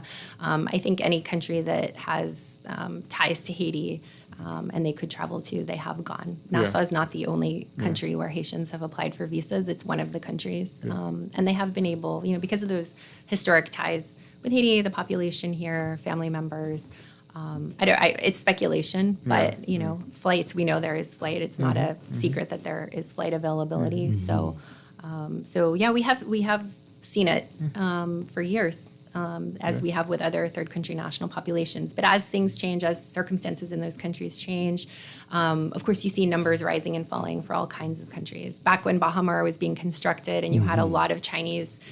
Were Chinese workers in the country, for example, we had a higher number of Chinese applicants for non-immigrant visas. Construction finished, sort of all fluctuations with why a third country population might be in the country. Drop in Chinese visa issuance to Venezuelans. Estimate was made for Haiti was for a total suspension. Venezuela was partially. More Venezuelans apply now. Do you have any estimates that actually fit into these categories who would be interested in applying for these types of visas? Do you mean for the categories? Yeah. Not specific numbers, but they're not very high. Right. I have looked into what is the backlog of cases in those particular categories that the National Visa Center is looking to schedule. It's not a huge number. I'll say that. Yeah. Yeah. No, not a very big number. Hundreds? Thousands? Hundreds. Yeah. Only hundreds would fit into that. And not everyone's going to be able to travel. Not everyone will have the means to travel out of Haiti for that. Mm-hmm. Yeah. So much ado about nothing, or not quite? No comment on that. I think it's just good to kind of clarify that, maybe much ado about nothing in terms of it's not news that Haitian nationals come to the U.S. Embassy for visa interviews, whether they're immigrant or non-immigrant. That's nothing new. And it's also nothing new that the government of the Bahamas would set policy on who comes into the country. I don't think that's anything new, right? And I can speak also just for the narrow population of non-resident Haitians who have visa appointments. Sometimes they come and they make their appointment. This is historically, and sometimes they haven't because they weren't allowed in. And we roll with that, and we have rolled with that, and we'll continue to do that. Mm-hmm. And back to my first question. So, if there's a change in what will take place at the U.S. Embassy in Nassau, that just happens. You don't need to notify the government of the Bahamas about it. If there's a change if you decide that everybody from Canada needs to be processed or something like that, no, does the country have to be? We enjoy excellent communication with our government of Bahamas counterparts. No, we're in touch with our counterparts all the time, and we'll continue to keep up that communication. Okay. Yeah, we partner on, like I said, on all and we're in touch, with government officials from various offices and have great cooperation. So we'll continue that. Okay. All right. So since this is your first time here, since you were here the last time before you moved into the new embassy, in our final couple minutes, how's that been going and anything that Bahamians need to know about since you have started operations? Well, thank you so much for asking. It's been going great. It is so nice to be in the new space. The old space was old. The new space is very new and very nice. It's a pleasure walking in every day and seeing this beautiful, sculpture by Antonius Roberts out there. I don't know if you know the story of that sculpture that greets you when you walk in, that old tamarind tree. Mm-hmm. So it's a totally different feeling, and it really feels like we've turned the page. And you walk in and you see this huge testament to really the future, the strength of our relationship, and the future of the relationship there. I think our visa applicants and consular services applicants have been having a good experience. I went out to the lobby and greeted the folks who had appointments on the first day, and they were all smiling and seemed very happy to, be sharing that historic moment with us the first day. Mm-hmm. But there's more seating. It's more comfortable. There's more privacy in the booths. Right. That's something I'm happy to see. There's a children's seating area. It's just more welcoming and pleasant. So I look forward. Well, we were talking, you might not need to come for an interview because, of course, we have an interview waiver program where if your visa expired in the last 12 months, you don't need to necessarily come in for an interview. Even if it has expired? Even if it has expired, as long as it's expired within the last 12 months, as long as you're answering those questions correctly on the visa application form, the system should prompt you to send in your passport for renewal. Excellent. That's right. Not everybody needs an interview. Right. That's right. It can be easy sometimes, and it often is. And you do have some limited parking spaces now too, right? Is that something? Oh, now you've done it. I wish. Yeah, parking can be an issue. Right. Unfortunately, we are working to we're looking for a longer term solution. That we'd love to be able to offer parking, but right now, no. So just plan ahead. We're encouraging folks just plan ahead. Look for your options, and remember, leave your cellular. If you are coming for a visa interview, please leave your cellular phones or other. Leave your perfume bottles, anything that could hold you up at security, please leave it at home. Smartwatches. Smartwatches, yeah. You got it. Yeah. Karina Kanan, good to see you again. Thank you so much for being here this morning. Thank you so much for the opportunity. I appreciate it. Hope that clears the ear for folks. Karina Kanan, Consular Section Chief with the U.S. Embassy in Nassau. Thank you. Thank you, Dwight. Appreciate it. All right, we're going to break for news and be back with business. We're talking with the Bahamas Humane Society. You don't want to miss it. Stay tuned. I've seen that road before. Don't leave me standing here. Lead me to your door. The wild and windy nights that day rain washed away has left a pool of tears, crying for the day.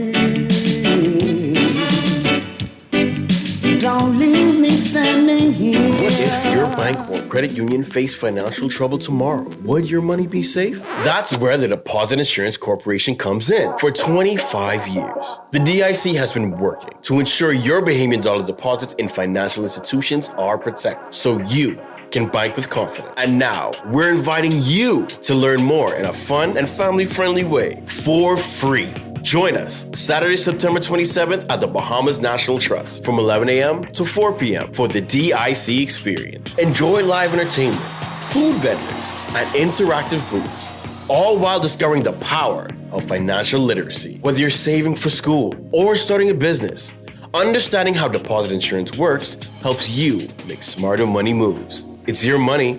Know how it's protected. To learn more, visit www.dic.bs or follow us at DIC Bahamas. The DIC, safeguarding your Bahamian dollar deposit. Screws and Fasteners World, Balfour Avenue and Palm Beach Street, has those hard-to-find fasteners for you right now.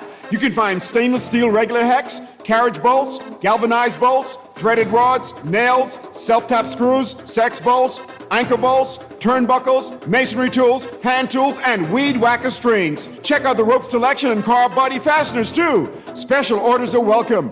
It's your #1 fastener store. Screws and Fasteners World, Balfour Avenue and Palm Beach Streets. Call 326-1976. Are you searching for something new? Something exciting? Your dream job in paradise? Well, look no further. Royal Beach Club Paradise Island is hiring. Join a dynamic group of passionate hospitality professionals, craft unforgettable moments, and thrive in a vibrant, welcoming atmosphere. Play your part in shaping the future of our team while growing your own career every day. Bring your energy, your passion, and your creativity to a workplace that's as dynamic and fun as you are. At Royal Beach Club Paradise Island, the opportunities don't just exist. They're limitless. So are you ready to find your perfect fit? Visit Royal Beach Club at paradiseisland.com/career today and step into a world of exciting possibilities.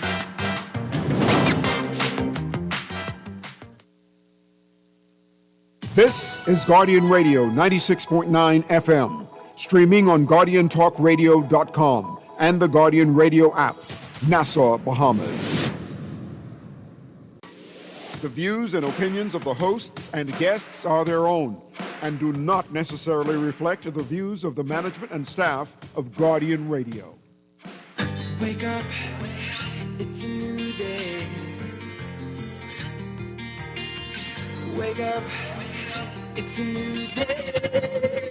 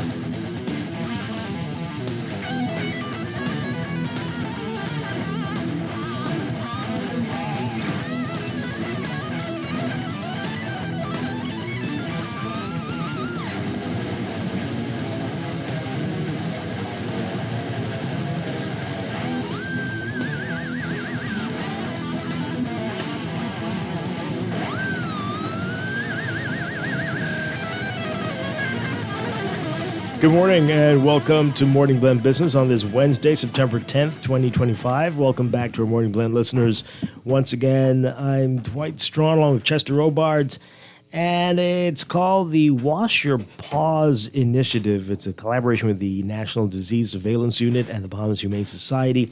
And we are very pleased to have with us, this is part of our monthly series with Bahamas Humane Society, back with us, Percy Grant, Chief Inspector and Shelter Manager. Good morning, sir. Good morning. Great to have you with us. Good to be here. And we also have Nursing Officer Raquel Dillon and Nursing Officer Tamara Donaldson with the National Infection Prevention and Control Program. Good to see you all. Thank you for being here this morning. All right, so where do we begin? Is it a dog thing? Is it a human thing? It's both. It's all interconnecting. So okay, I'll let Ms. Donaldson. Okay, Nurse Donaldson, you want to pull that mic closer to you and tell us what this is. This is so interesting. Yes, pleasant good morning to you.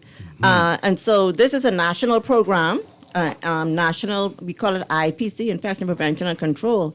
And so we have this initiative with washing hands and hand hygiene, which Nurse Dillon started, and that was 2023.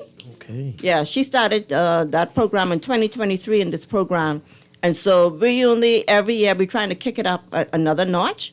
And so after scientific, I guess, reviews and things, because this initiative was started in the U.S. And so we decided to, instead of saying the boring things like, remember to wash your hands, gel your hands, clean your hands, 20 seconds. Okay. So everybody had enough of that. So we decided to partner with Bahamas Humane Society, allow their adoptable dogs to be the mascots of each institution that will be participating in this. So we have a lot of healthcare institutions, we have some schools thus far, and so each one will be representing that. And so we did a photo shoot the other day. Yes. Some nurses are still having their photos done in Grand Bahama and elsewhere. And we had our 6th grade students pose with the dogs. So whichever dog was for their school, they know the name of the dog. And then we're going to have these posters that are going to be placed above or near each hand washing basin in the healthcare institutions, and we want them to also be erected in the schools. And then as Nurse Dillon and I and the team, the IPC team, move around the Bahamas, we will be carrying a huge poster as well, showcasing these adoptable dogs, because it's proven to be able to encourage the proper way to wash hands and remind persons of the opportunities to wash their hands, because some persons don't know when to wash. It's a very serious thing. Okay, Nurse Dillon, break it down for us. How is it proven? Like, what's the connection between dogs and washing their paws and humans washing hands? Get a little closer. Pull that mic a little closer to you. Okay. Well, you could hear. Yeah, you could pull the whole arm. There we go. Okay. Well, when it comes to the CDC, whereas hand hygiene has been very effective, and it's the foundation. So if we utilize washing our hands using the soap and water, we will reduce a lot of healthcare associated infections, which could mainly be found in the hospital. And we would find these things like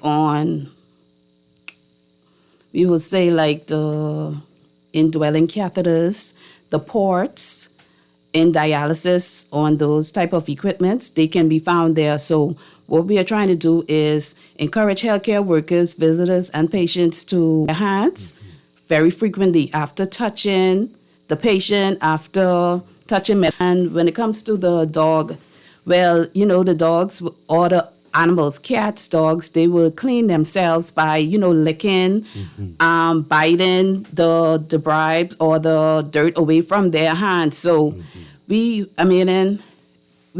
basically want to incorporate the wash your paws using the animals, because it will draw, kids to wash their hands, and then also the adults. So like Sister Donaldson said, we don't want to just have the little dry hand, wash your hands, your hands. We want to promote the animals, and we also want to promote the adoption of the animals.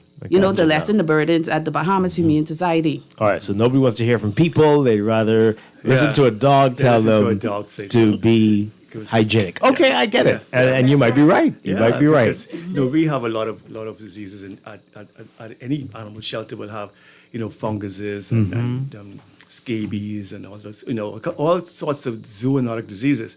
And so, and we encourage our staff always to wash their hands. We have a fungal room with cats, and so the people go there, and staff go in there. They gear up, and they have their gowns and their headgear and their shoe gear.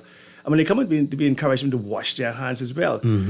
Students, when they come in to do community service, they prefer to pick up a glove to even open papers. And we trying to stop that, because they wash your hands. The little ink on your hand. You were telling us about this last month. Yes. So people aren't washing their hands, just putting on the gloves. They're putting on the gloves and just not washing their hands. Oh, and they just figure that that's you're seeing that as well? It's not, and so if we could, so if we could get people to wash their hands in between animals, in between habitats, doing this same, I'm sure in the hospital, if people would wash their hands, we will have less diseases. Right. Yeah. Let's talk about that. Right. So I want to say that this may pass. We focus a lot on the gloves because persons were using gloves inappropriately. Yeah. So if you have someone using gloves, of course, the cost would go up. Yeah. Then you have increased waste. Of course. Okay? And then when persons believe when they put on gloves, they don't need to do hand hygiene. That's crazy. They think they're covered, but guess what? Let me give you some information on that. Mm-hmm. You know, when you buy a bag of balloons and you go to blow up some of the balloons in this park, you already spend your $2.99 on it, right? Mm-hmm. The balloons would burst as soon as you start to inflate them. That's because a hole was in it. Yeah. So nothing is really 100%. The same thing is on the condom, right? Yeah, The same thing same is on the gloves. Yes. And so the gloves have tiny little pores all over it. Yes, yes. And so things get sometimes slipped through the gloves. Yeah. And don't try to double glove because sometimes it will cause the initial one to rupture, just like with the condom. Correct. Okay, so you need to not use the gloves for every time. Like you said, persons, I think, out of fear, they put on these extra PPEs, which are very costly. Yeah. So in May past, which is World Hand Hygiene Month, May 5th to be exact, is that particular day, the Pan American Health Organization and World Health Organization focused on the gloves and saying it might be the gloves, but it's always hand hygiene. Right. Okay, where you can wear the gloves and try to protect yourself somewhat, right? But then always washing your hands. Even hand sanitizer doesn't cover every single virus or parasite or whatever.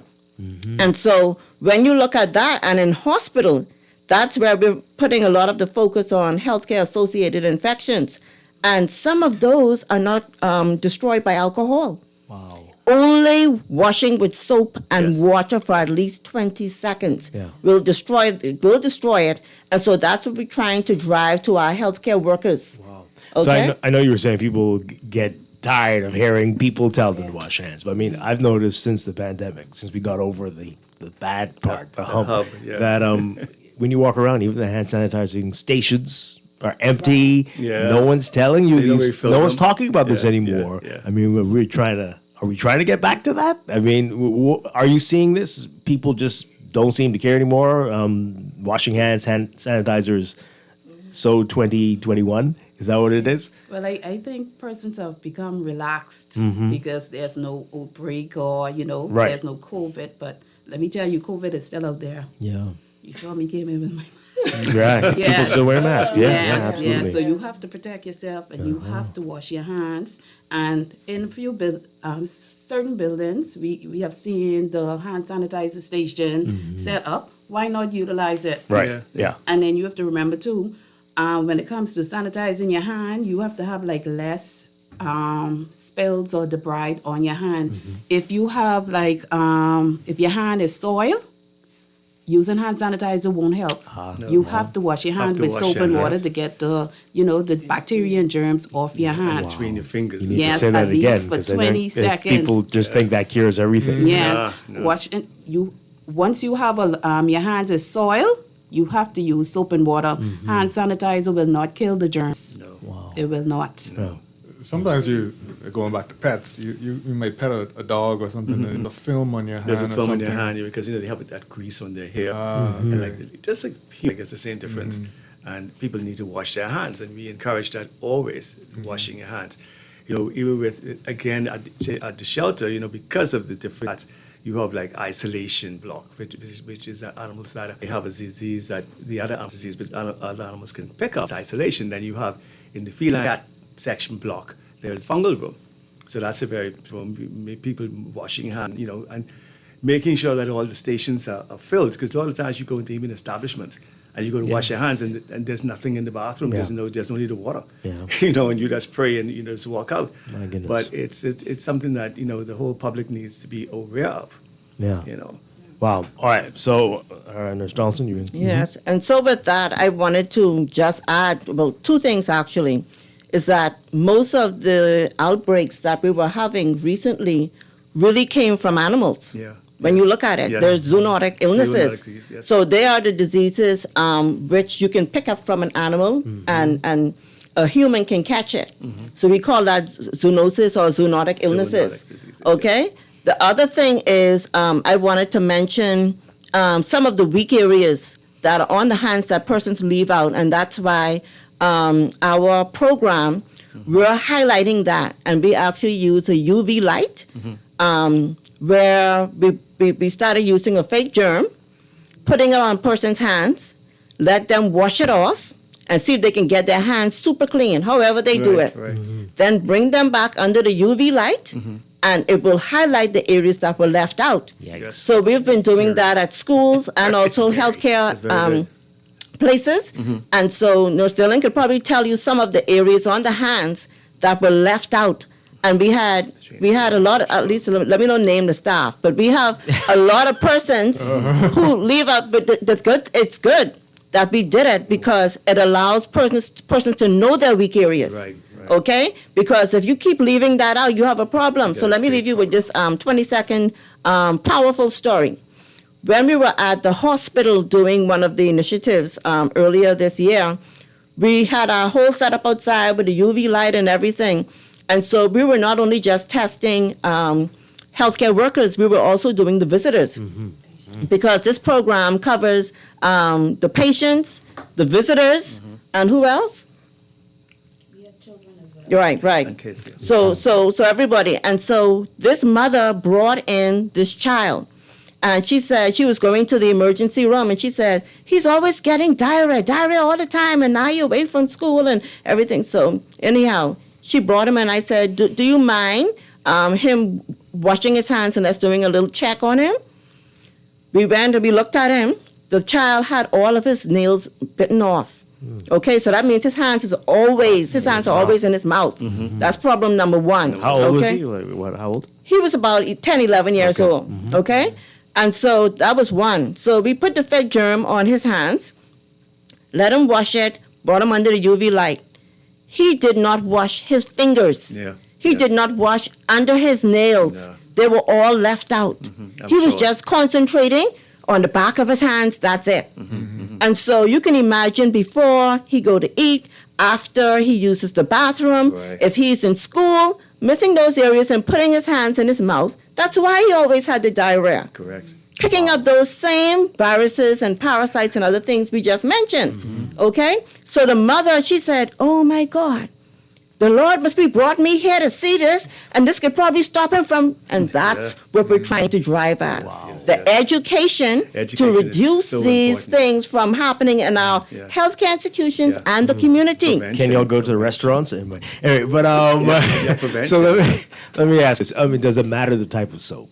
Does it have to be antibacterial, or does that not make a difference? Well, soap is really rich in sodium. So if you use a bar soap, which the bar soap is best. Better than the liquid soap.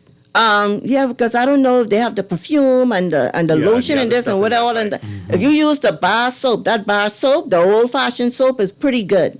But then if persons are always taking and stealing the bar soap out of the bathrooms, then you may have to put the liquid soap on the wall so they can just take what they need at the time. And still you need to have the sanitizers on the walls so that persons will be able to use that until they can get to the bathroom.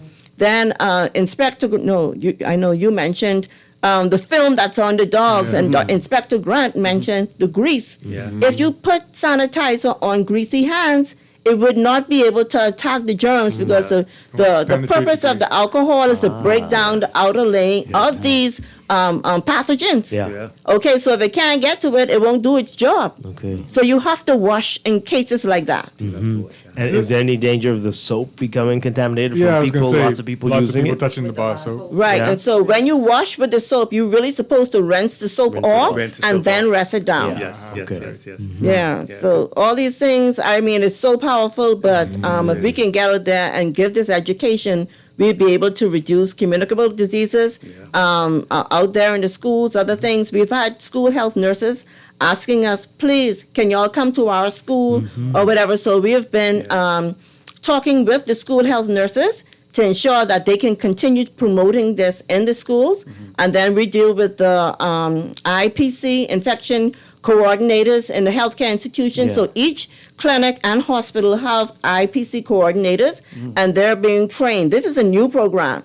So we're trying to get up off the ground. There's still a lot to do, but we're starting with this component while we're getting all our documents and everything together. So we actually hit the ground running with this. And we're so happy to partner with Bahamas Humane Society to be able to do this with the animals, because person's listening to their dog. How many of you go home and you talk to your dog? You talk to your bird, the hamster, everything. So you listen to the animals. Yeah. Right? We watch them. So hopefully this will follow through. And let me tell you how interesting it is that you're here today, because just yesterday, I read a story about a man. It was the picture in the story. He was in a hospital bed, no arms, no legs, and it looked like his nose was missing. And he told the story that he went to a party and he was playing with the people's dogs. And he was letting them lick his face, and he said he didn't wash his hands after he played with the dog, and he got some parasite that doesn't typically attack humans, but in his case it did. In some cases, yeah. We have and he's missing his arms and legs. A lot of rare diseases. Even with the animals, we do UV lights all the time. With the cats, particularly, making sure that they don't have ringworm or a fungus when they come in. On intake, that is essential, UV light. And a lot of times we have a lot of fungal cats, and it takes a long time to bath them, and a whole series of baths before they are cleared to go into the general population. Yeah. And so so it's typical. And when I do talks, I always talk about people. People have a big problem with dogs in neighborhoods and areas and garbage throwing down, but people do not secure garbage. They do not. Make sure that their garbage receptacles are proper, and they allow these dogs to throw it down to attract the rodents. That produces another zoonotic disease, which is leptospirosis. And kids go there bare feet, running, playing during the summer. They can go and put their feet, and animals pick up all kind of jaundice, which is also zoonotic. They pick it up from the feet, from the urine of rats, of rodents, and so it's essential. There's a particular bird, which is the Indian ring-necked dove. You don't see them as much as you used to, but they're still here. They give off coccidia, which so it's important people to wash utensils of animals. People believe because an animal lick that bowl clean, that is clean, and they throw new food on that, and then the animal gets sick, and they wonder why there's almost always animals getting diarrhea. Like you said, the kid got diarrhea, animals getting diarrhea, they stop eating, become lethargic.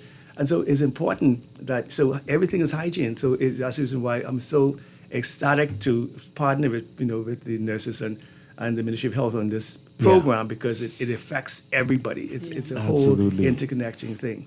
Well, the phone lines are all lit up. We're getting a few text messages as well. If you have questions for our guests, Nurse Dillon, Nurse Donaldson, and Percy Grant, give us a call, 323-6232, 325-4316. 325-4259. Call us toll free 242-300-5720. Tweet us, Facebook us, text us 422-4796.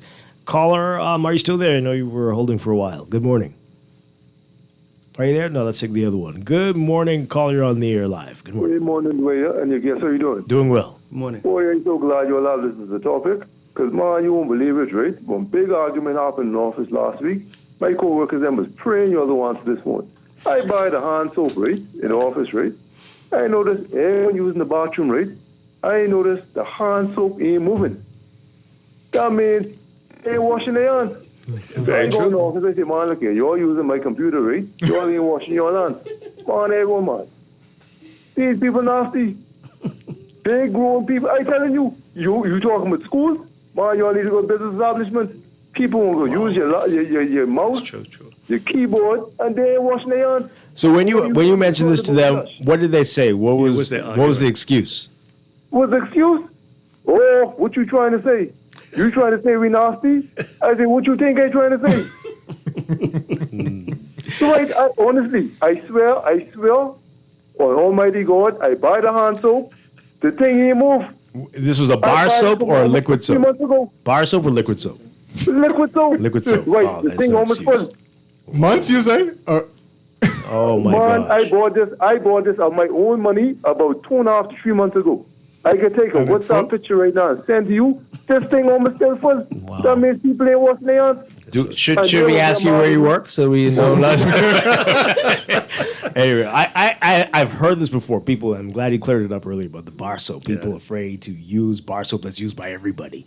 But you're saying rinse it off and it shouldn't be an issue. Right. Yeah. Okay. So that's interesting. But business establishments often sometimes do a terrible job at keeping tissue in place. I think some people might don't see no tissue, So they decide not to wash their hands because then they can wipe it on their clothes. That's I don't know. crazy. Air dried. No. What about Can't do that? What about doorknobs? So like bathrooms where the door opens to the inside, or even if you have to turn a knob to. But imagine us using a UV light on the same door. Oh right boy. here. Okay, you know. Well, we actually we wipe it down. We wipe it down. But I can imagine bathrooms are disgusting. I never seen Bathroom them. doorknobs. I never seen them wipe You don't have to doorknobs. see it, but we do wipe it. No, but we the do. point I'm trying But to I make get your is point. the- Yes. Germs. A lot of germs would be on objects like Yes, the doorknobs, absolutely. you know, all over. So we have to wash our hands and we have to clean. Even cell phones. Everyone's asking, Yes. "Can you take a picture of Oh, me?" yeah, cell You phones. don't even know where that Cell person's phones, hand's yeah, been, cell right? phones. That's Yeah. terrifying. I use to clean my phone. Yeah. And probably a lot of persons Oh, forget, use it. Yeah. COVID, because some of these germs can survive on these objects. Yes, they can. Okay, for a period of time. And you can go online to places like CDC, WHO, and get the correct information. Don't just use Google Doctor. But once you go on, you'll be able to see certain organisms and how long they can survive on these objects. Okay, because they can live there. All right, now things like HIV lives within the body.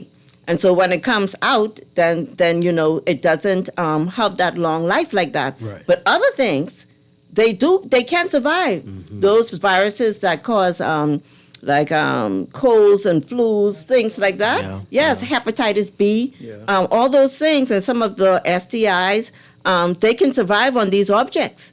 So And you do the you may wipes work on them? Or if you use Lysol or Clorox wipes, can that help? That can. They can help and assist. And when we think about the bathroom, I remember seeing a study. One of the cleanest areas in the bathroom was actually the toilet seat.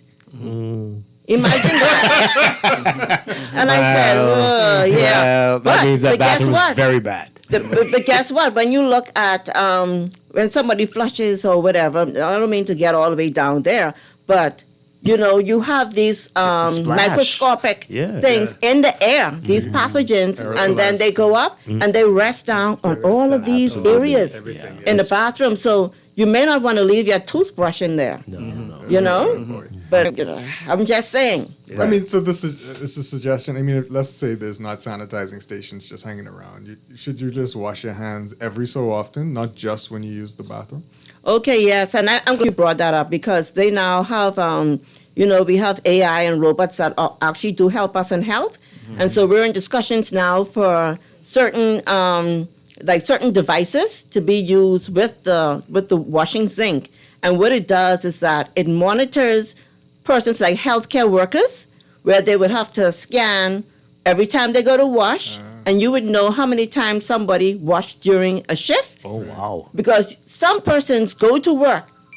Think about it. You go to work and you leave from home and you say, I'm not sure What that is. Okay. Yeah. And what happens is that you leave from home, you come to work, and then you go back home. How many times you washed your hands in the entire day? And that is why we looked at opportunities of hand washing. So when we go to the schools, Nurse Dillon usually would remind the children and healthcare workers, when should you wash? And if you look at when should you wash, you really shouldn't go to work and return home without washing your hands. Even what? I don't believe that. That means Who's you're not doing that? following. Yeah. People are doing that? You put lotion on all day. All day over your germs, making it worse with all that moist oils and everything. But you're not sanitizing your hands. Oh, my goodness. So, in the whole day, do you go to the bathroom at work? Did you eat a snack at work? Did your hand touch the computer or your cell phone? Then you should have been washing your hand. Yeah. If you were awake at work, you should have been washing your hand. Now, if you were sleeping the whole shift for 8 hours, then I could see the point. Yeah. You know? Wow. I think about it. I think about it at conferences. You go to a conference and you shake in 1,000 Everybody's hands hands, yes. before, God. and then you go back to your car and you're like, boy, I'm not touching anything. You do a lot of this, and so COVID taught us this. Yeah, so yeah. even the babies, Yeah. children 2 years old, they could do dabs. Now that's what you call it, right? Yeah, Dab? yeah, Dabs. they bump, They could do elbow. They could do things like that now to greet, and in churches.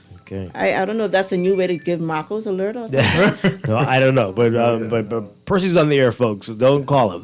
Okay. All right, let's take this call. We've got some interesting text messages here. Good morning, caller. You're on the air. Good morning to you, Dwight, and how are you? Doing well. Good morning. Good morning to all of your guests. Good morning. Being in my career for more than 40 years, I am familiar with sanitizing. But to the nurse, you haven't yet to touch on the nails. And in my small place, that when someone use my establishment, I notice also that their nails are more important than sanitizing. So to the brother, their nails are more important rather than sanitizing, because the nails, to get that fixed it costs a lot of money. So they don't want to mess that up.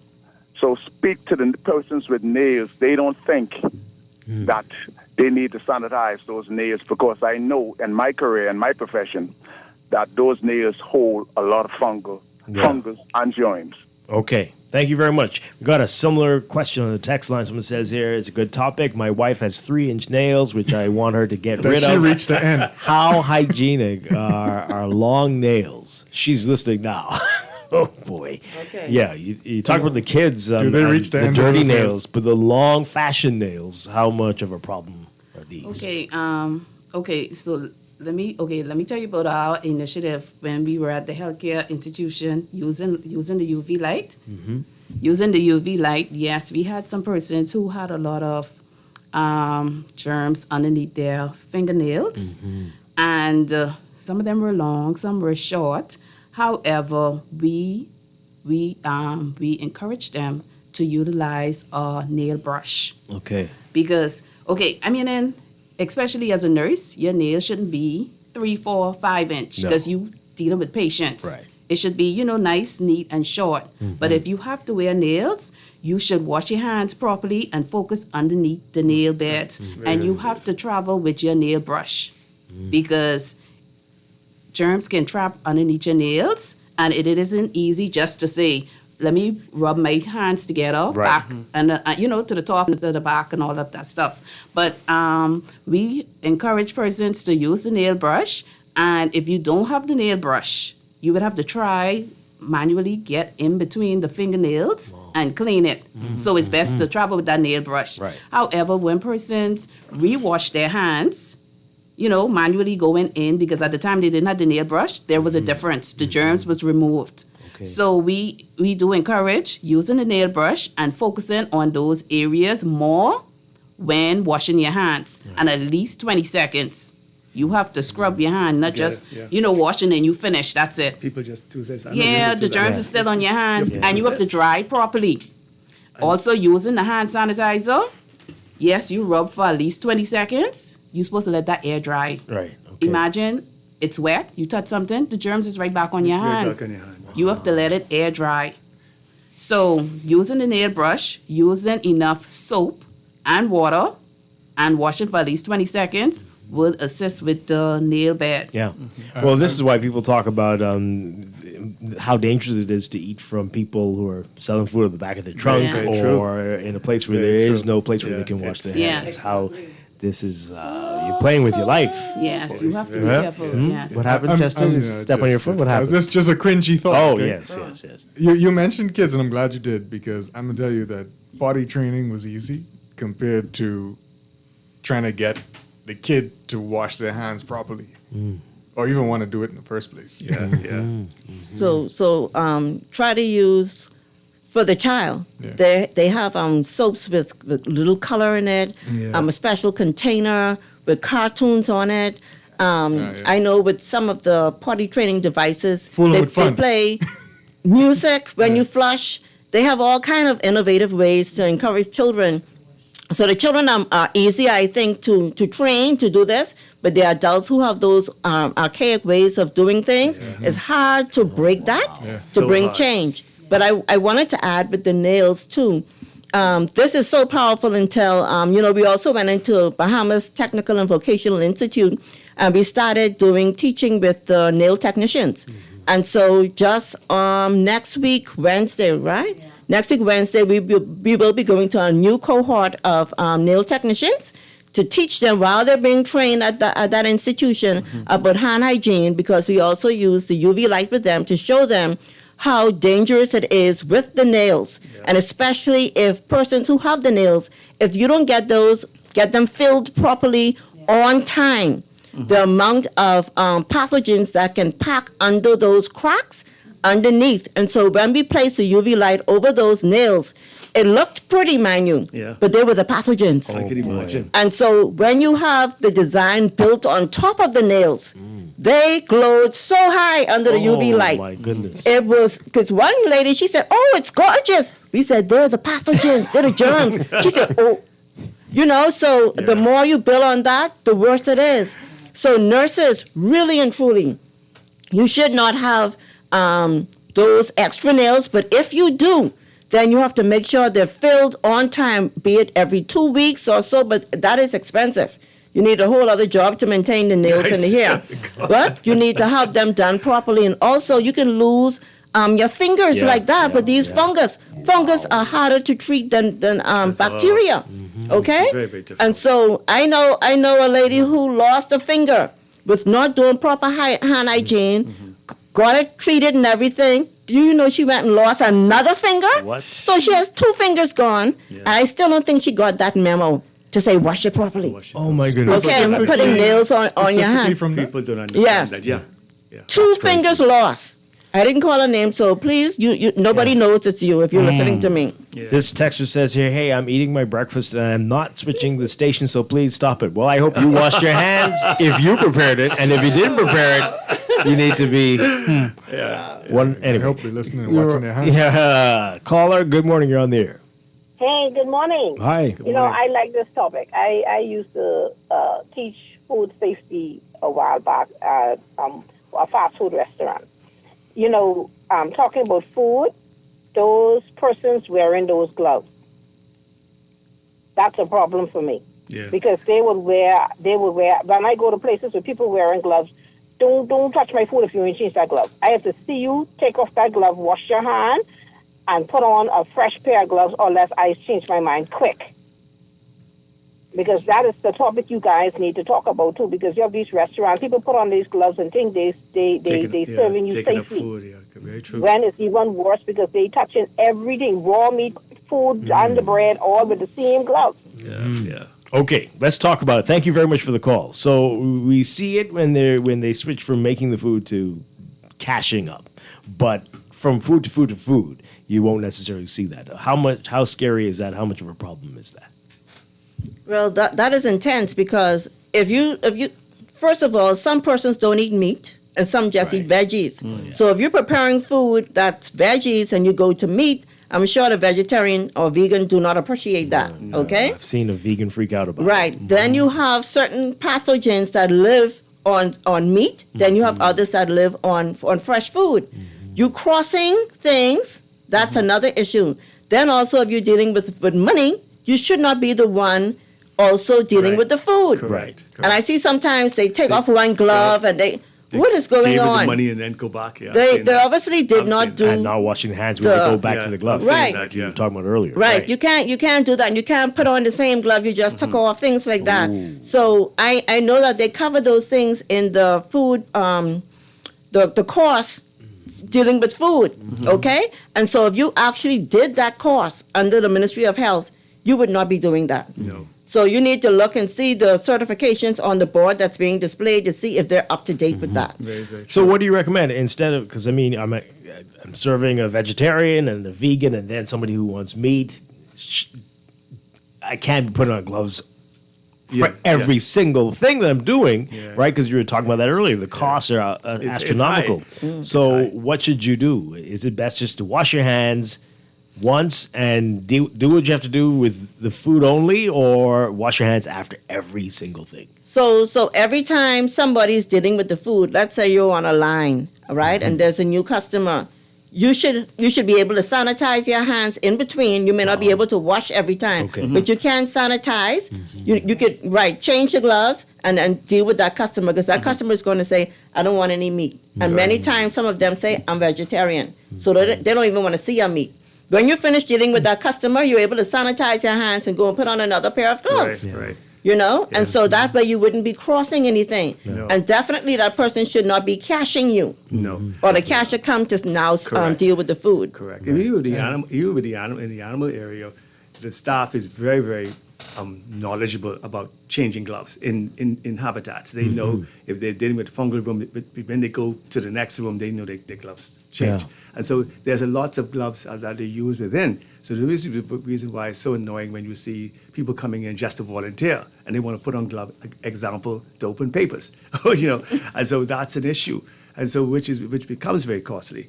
And so, in the veterinary medicine area, people be taught cleanliness between animals, and even dealing with animals touching you. You're finished with this dog, you got to go change your glove to go to deal with another dog. So it's one of those things. Wow. So it's expensive on the whole anyway. Right. But washing hands is very important. I remember going to an ophthalmologist, doing an eye exam, and I swear, every time he left the room and he came back, he went to the zinc and he washed and he washed and he washed. And I was so impressed with that, But you don't see that in every health care facility.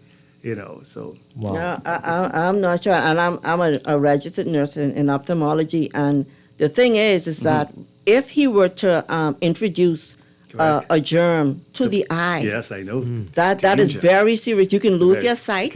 You become a cystic where you're now in the disabled population. Yeah. And then some infections in the eye, like a fungal infection, can travel to the brain. Yes. And you can die from that just from the eye. Yes. So I see his point. Yes. And I know that when it comes to hygiene, the persons in the ophthalmology department, they are very on point with that. And their instruments. Yes. Fungus. If you watch The Last of Us, don't mess with fungus. Okay, so this text, for those eating breakfast again, sorry for you, but this person says, and you really have to think about it, right? Nobody makes conch salad with gloves at all. If you go to the fish fry, that's I know that they're terrifying. encouraged. I know disease surveillance. They do a lot of teaching when it comes to vendors. But at least they are washing their hands a lot, though. Yes, you should have that running water. Right. You should not be dipping in a bucket. Right. You should not be dipping in the sea. The flavor from the salt from the sea. All those things are outdated. Yeah, we don't do that. Okay, and so you should have running water, even if it's an outdoor event. They should have running water. So I know disease surveillance and environmental health work with them like that. Yes.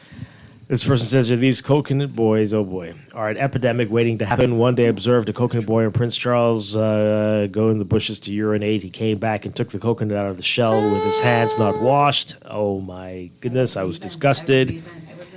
Yeah. They have no water to wash their hands. Also, street conch vendors, same thing. Not the ones at the fish fry, but the ones on the street. A little scary, yeah. I saw someone in a restaurant open a new bottle of syrup, take the foil top off it with her mouth. What'd you say now? Yes. Really? Yes. Huh? I think restaurants need to watch their employees very, very, very closely. You sure you didn't dream that? I did not dream that. What? I'm just saying. Yeah, let's say that again in the mic, Nurse Dylan. No, I'm saying that a lot of bacteria are found in the mouth. Did you leave, Chester, when you saw that? I mean, you got up and left, certainly right? did not go to that station. Okay. You sure she wasn't at the other ones earlier? Good Lord. There's a lot of work to be done. That's the point that we're trying to drive home here today. I'm sure that, With her mouth? I kid you not. I feel that a lot of, like you said, the managers or persons in charge, they need to monitor these, their workers, because at the end of the day, it's cheaper to wash your hands, or you're going to end up spending that money. Right. Yes. You know what I'm saying? Right. So Or in the hospital. Yes. So wash your hands. It's cheap. Yeah. Cost effective. Wow. Okay. So we only have this hour went by very quickly. We only have a few minutes left. So let people know about the rest of the campaign, what we can expect to see over the next few weeks, months, how it works exactly. In conjunction with the Humane Society Educational Tour, we're also going to be going along with the PHA, with the health departments, and they're going to be talking about wash your paws, and we're going to be talking about animal side, and they're going to be talking about their side. So we're going to name the schools that are going to be involved in this. Yeah, so for the month of September, like Mr. Grant said, we're going to be going into the healthcare institutions such as PMH, Sandilands Rehabilitation Center, BTVI. We are going to NAD, that's the Nassau Airport Development, South Beach Health Clinic, Elizabeth Estate Clinic, Anstown Clinic, and the schools. That's Judith P. Thompson, Columbus Primary School, Queens College, C.W. Sawyer, St. Joseph Francis Primary School, and lastly, St. John's College. So this will be starting next week up to October 3rd. We're going to be going to these healthcare institutions and the schools to promote wash your paws, hand hygiene, and in collaboration with Bahamas Humane Society and the National Disease Surveillance. Okay, great stuff. All right, so got a very interesting text just now. This is a good way to end this. So they're basically saying, don't be afraid, Margaret. Some germs are good in small doses to help to create a robust immune system. But having said that, hygiene is important. You can't imagine what some people do with their hands. Kudos to you guys for bringing that back to the public, or bringing it to the public. All right, so is there too much? Is there something that's too much hand washing? Like, can you overdo it? Can it get to the point where it's like you can become obsessive with certain persons become obsessive with certain things, just like with COVID. Yeah. So you shouldn't go overboard, but just remember those opportunities. We don't have enough time to go through everything, but go on CDC and also WHO on those opportunities of hand washing for whichever institution you're working with. And they would be able to guide you in terms of school-age children, healthcare workers. Look at the opportunities of hand washing, and you can't go wrong. So don't just wake up in the morning, just start washing your hand. You need to look at other things in your life as well. Okay, great advice there. Nurse Tamara Donaldson, Nurse Raquel Dillon, and Percy Graham at the Bahamas Humane Society. Thank you all so much. This is a great segment. Thank you very much. Really appreciate it. Thank you. Keep up the great work that you're doing. Wash your paws, folks. Wash your paws. We're going to take a break and be back to wrap things up with the Morning Blend Business here on Guardian Radio 96.9. Thank you.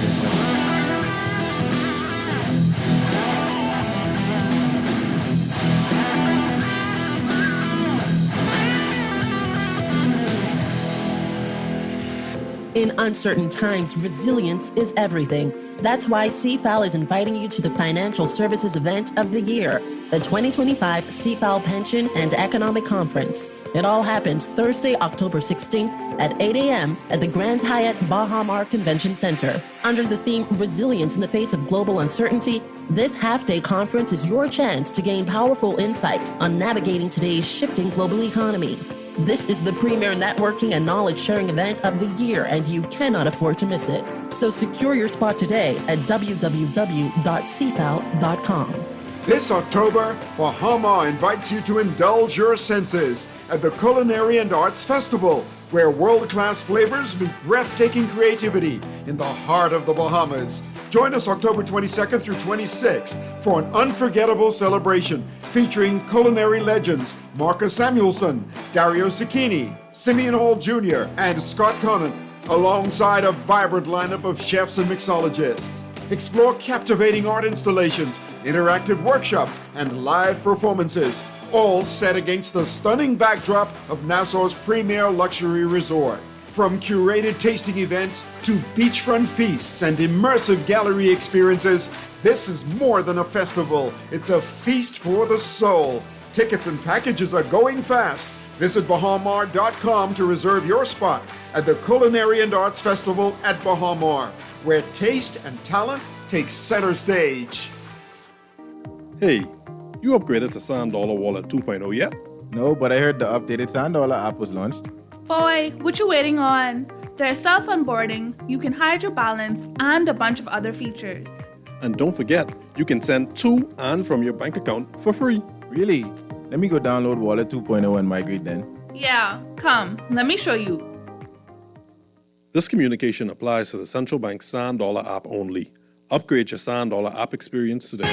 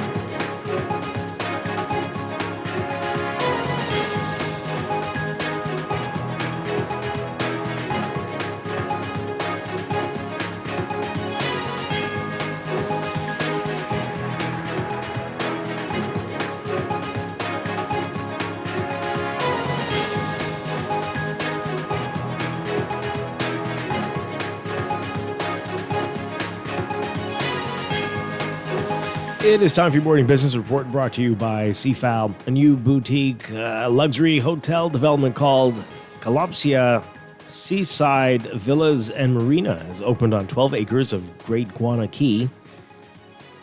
According to the website Hotel Management, the resort has 20 key development. The 20 key development was the brainchild of McGibbon Hospitality Chairman John McGibbon and his wife. Hotel Management says the resort is comprised of 20 one-bedroom, 2-bedroom, and 4-bedroom villas with full kitchens, ensuite baths, and private balconies. It adds that the property has a 16-slip marina that can accommodate boats up to 40 feet. Citi Bahamas, one of the top banks globally for multinational companies, is at the forefront of digitalization. According to the bank's country officer, John Lopez, told Guardian Business on a global level, Citi has introduced new digital technology for its clients and recognizes that having the technology to meet clients' needs in a rapidly changing world is paramount. Read more about that in today's Guardian Business section. And American Airlines announcing it is providing nonstop service between Miami International Airport and South Bimini Airport beginning February of next year. AA, in a release to the media, says the new service will strengthen the airline's footprint in the Bahamas, adding that it will become the only U.S. airline to offer service from 7 destinations in the country.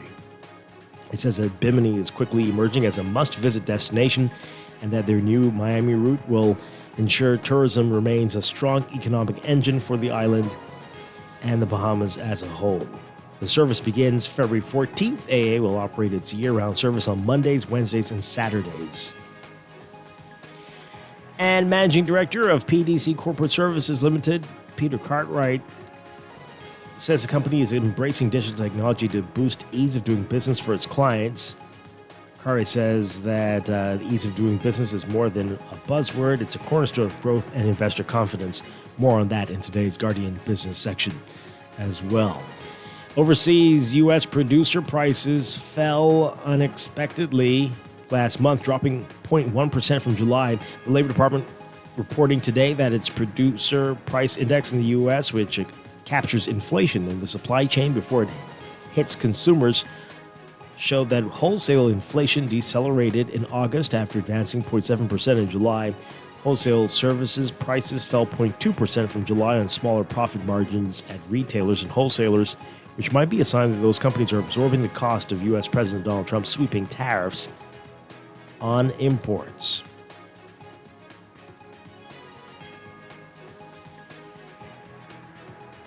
And France's finances and politics are in turmoil. French President Emmanuel Macron has just appointed his 4th prime minister in 12 months. The deficit is out of control and borrowing costs are rising, and Parliament can't muster a majority to tackle spending. France last balanced its budget in 1973 and maintained a generous welfare state with stronger worker protections. That worked for years, so long as solid economic growth swept tax revenue into government coffers. But accumulated debt was high, over 90% of annual gross domestic product from 2008 on, but manageable due to steady growth. After the pandemic and an energy crisis after Russia cut off most of the natural gas supplies, the government spent heavily on subsidies to shield consumers from higher gas and electric bills. At the same time, a global shift occurred in interest rates, sending them suddenly higher. That's your morning business report brought to you by CFAL, growing wealth from future generations.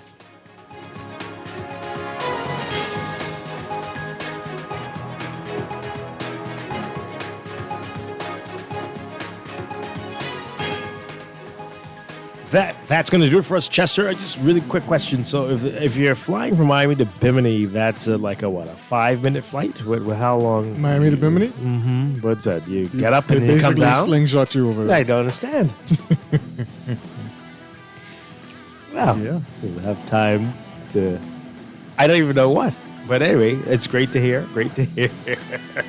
Wonderful stuff. Thank you for being here this morning. I'll see you next week. Oh, always a pleasure. I'll be back tomorrow morning with more Morning Blend and Morning Blend Business right here on Guardian Radio 96.9. Dwight's trying to have a great day. Stay tuned for On the Clock with Aaron Green next.